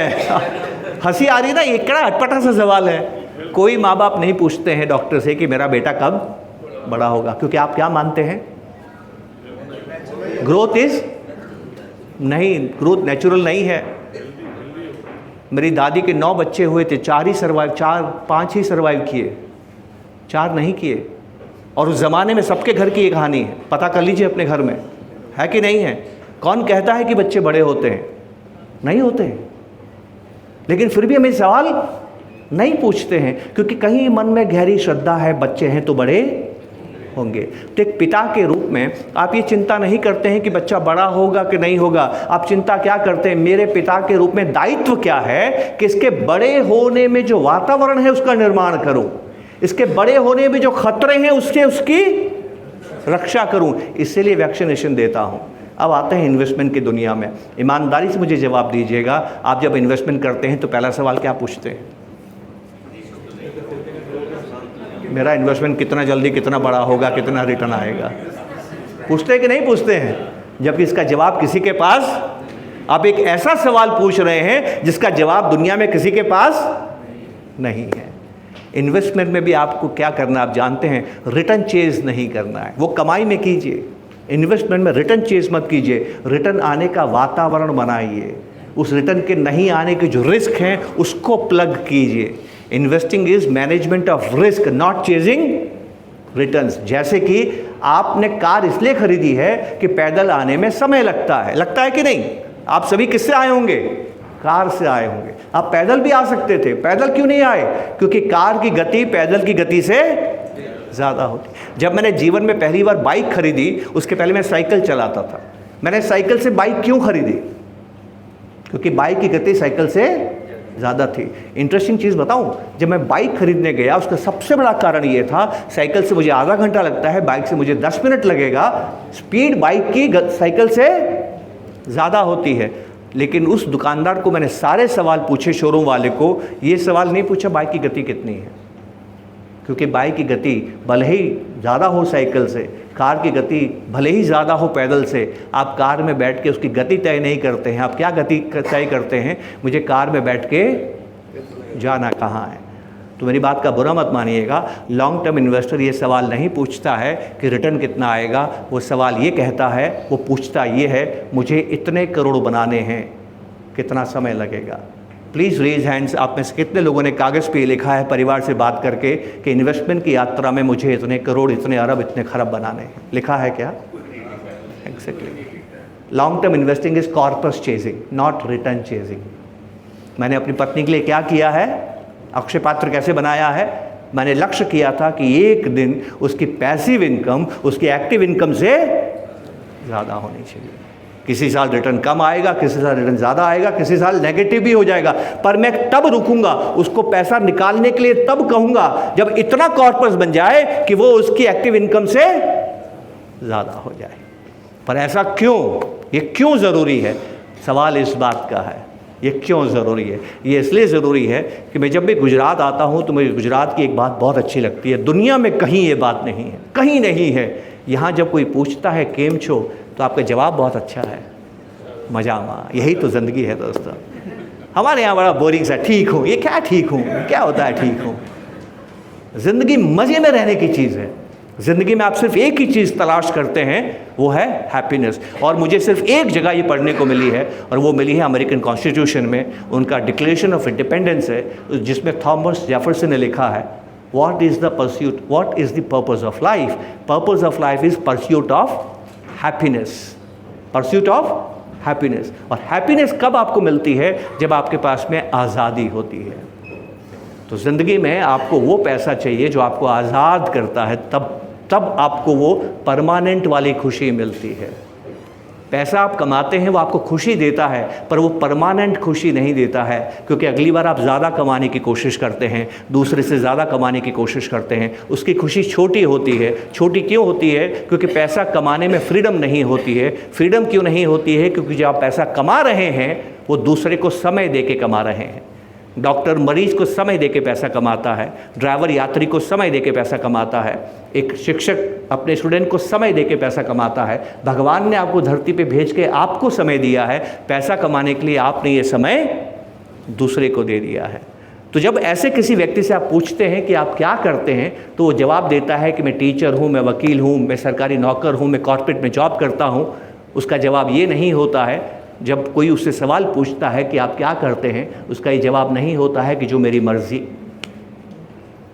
अगर आपसे कोई सवाल पूछे कि आप जीवन में क्या करते हैं, तो आपका जवाब क्या होना चाहिए? जो सबसे उत्तम जवाब है वो क्या होना चाहिए? मैं जीवन में वो करता हूँ जो मेरी मर्जी। ये कब होता है? जब पैसा आपके लिए काम करता है। दोस्तों, कोशिश कीजिए कि आपका पैसा आपके लिए काम करे। आप काम तब भी करेंगे, पर तब आप वो काम करेंगे जो आप काम करना चाहते हैं। मैं आपके पास 1-1.5 घंटे से बात कर रहा हूँ, मुझे देख के आपको क्या लगा कि काम मैं पैसों के लिए कर रहा हूँ कि मुझे आपसे बात करने में मज़ा आ रहा है? सोचिए आप इसके बारे में। I have chosen the work which I enjoy. क्यों? क्योंकि अगर मुझे ये काम कोई पैसा नहीं देगा तब भी मैं करूँगा। And this is what ultimately in life friends we have to do. We have to ensure कि हमारी पैसिव इनकम एक्टिव इनकम से ज़्यादा हो। इसी को स्वर्ग कहते हैं। आप जानते हैं, शास्त्रों को अगर आप पढ़ेंगे तो आपको समझ में आएगा व्हाट इज स्वर्ग। स्वर्ग is a state of eternal bliss.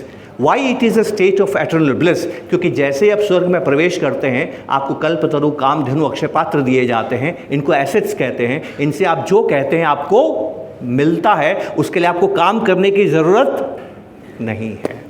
जी हाँ, लाइफ में भी आपको ज़रूरतें पूरी करने के लिए काम नहीं करना है, आपको अपने आप को खुश रखने के लिए काम करना है।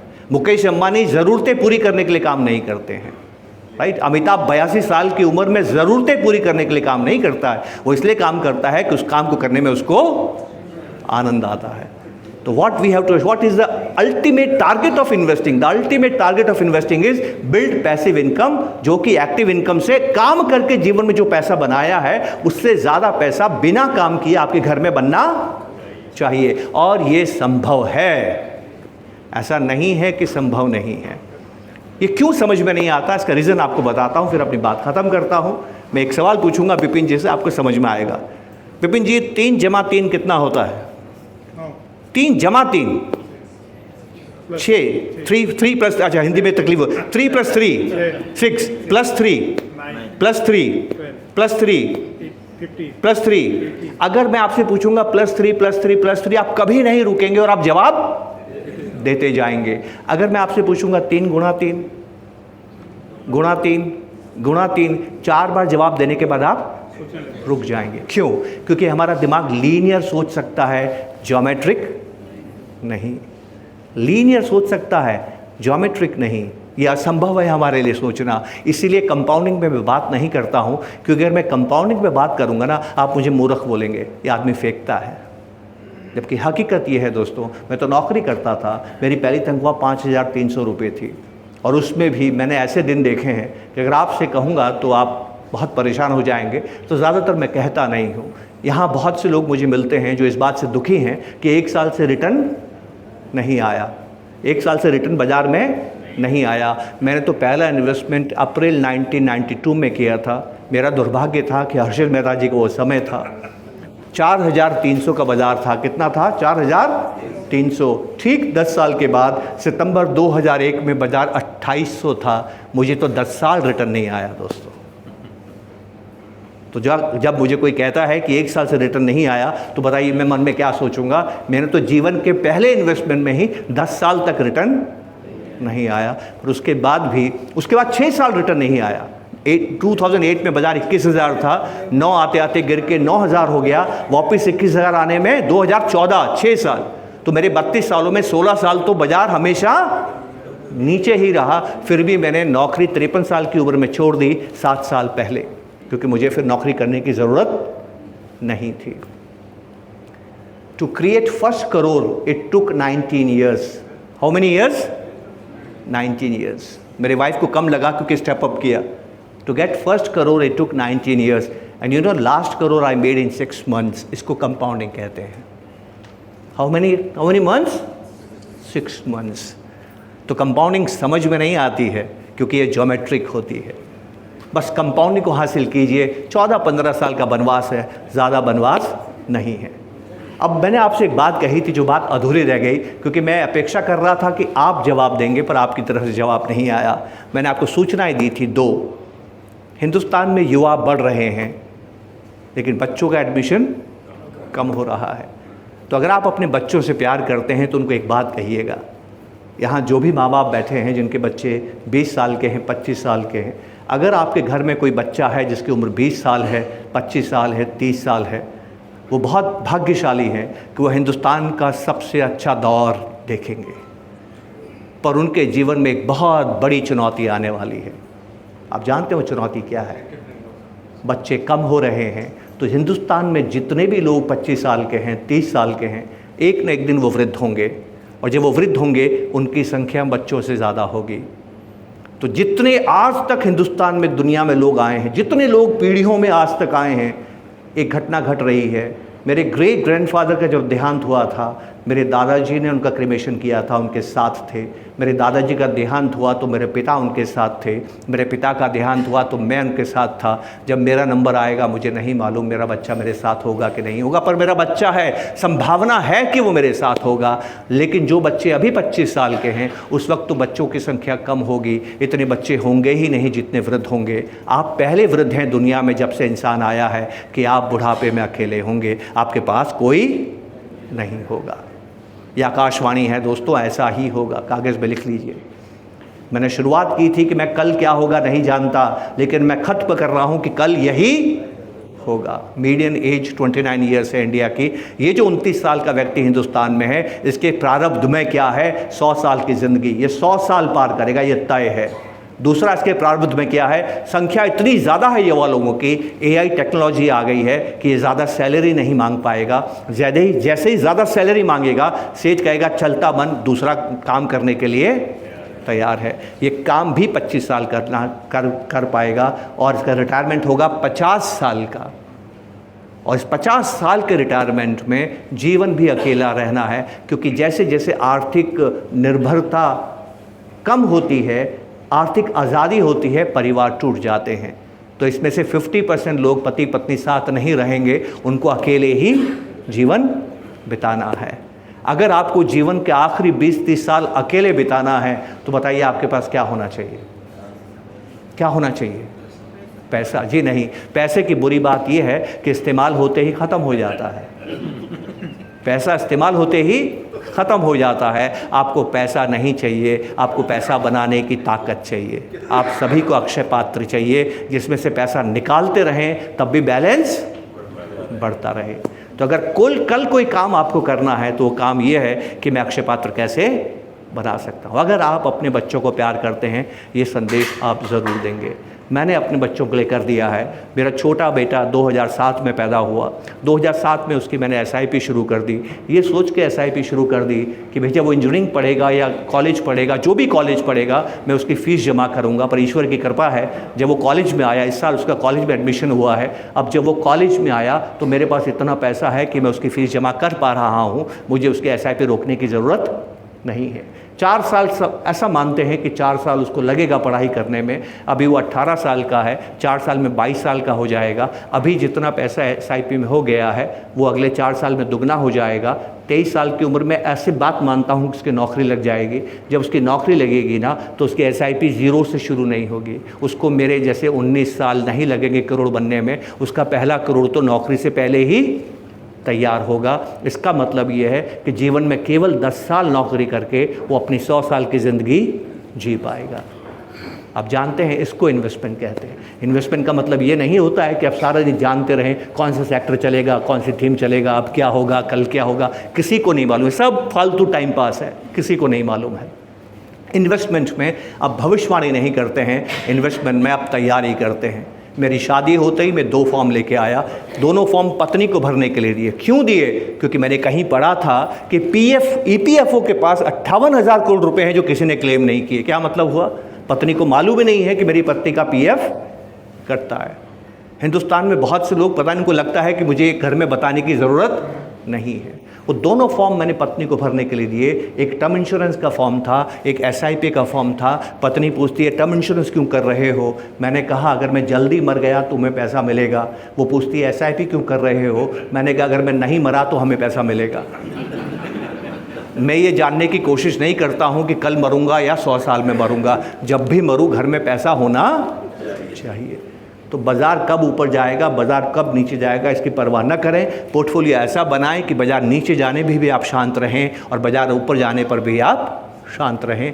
तब आप यात्रा पूरी करते हैं, कंपाउंडिंग आती है और फिर एक दिन पैसा अपने आप बनने लगता है। आपको कुछ करने की ज़रूरत नहीं होती है। आप भाग्यशाली हैं कि आप हिंदुस्तान में पैदा हुए हैं। लेकिन इन्वेस्टिंग का मतलब होता है जीवन जीना। जीवन को आप खर्च करते हैं, चाहे जीवन हो चाहे पैसा हो। खर्च करने की ताकत बढ़ाइए और खर्च कीजिए। खर्चना मत भूलिए दोस्तों। अगर खर्चना भूल गए तो भगवान नाराज़ हो जाएगा और दुनिया से जाने के बाद आप जानते हैं एक सज़ा देता है। वो सज़ा क्या है? मैंने गरुड़ पुराण में पढ़ा है। वो रोज़ाना शाम को आसमान से आपको नीचे देखने के लिए कहेगा, देख तेरे पैसे को दूसरा कैसे खर्च कर रहा है। कैसा लगेगा? नमस्कार, जय हिंद दोस्तों। Thank you very much.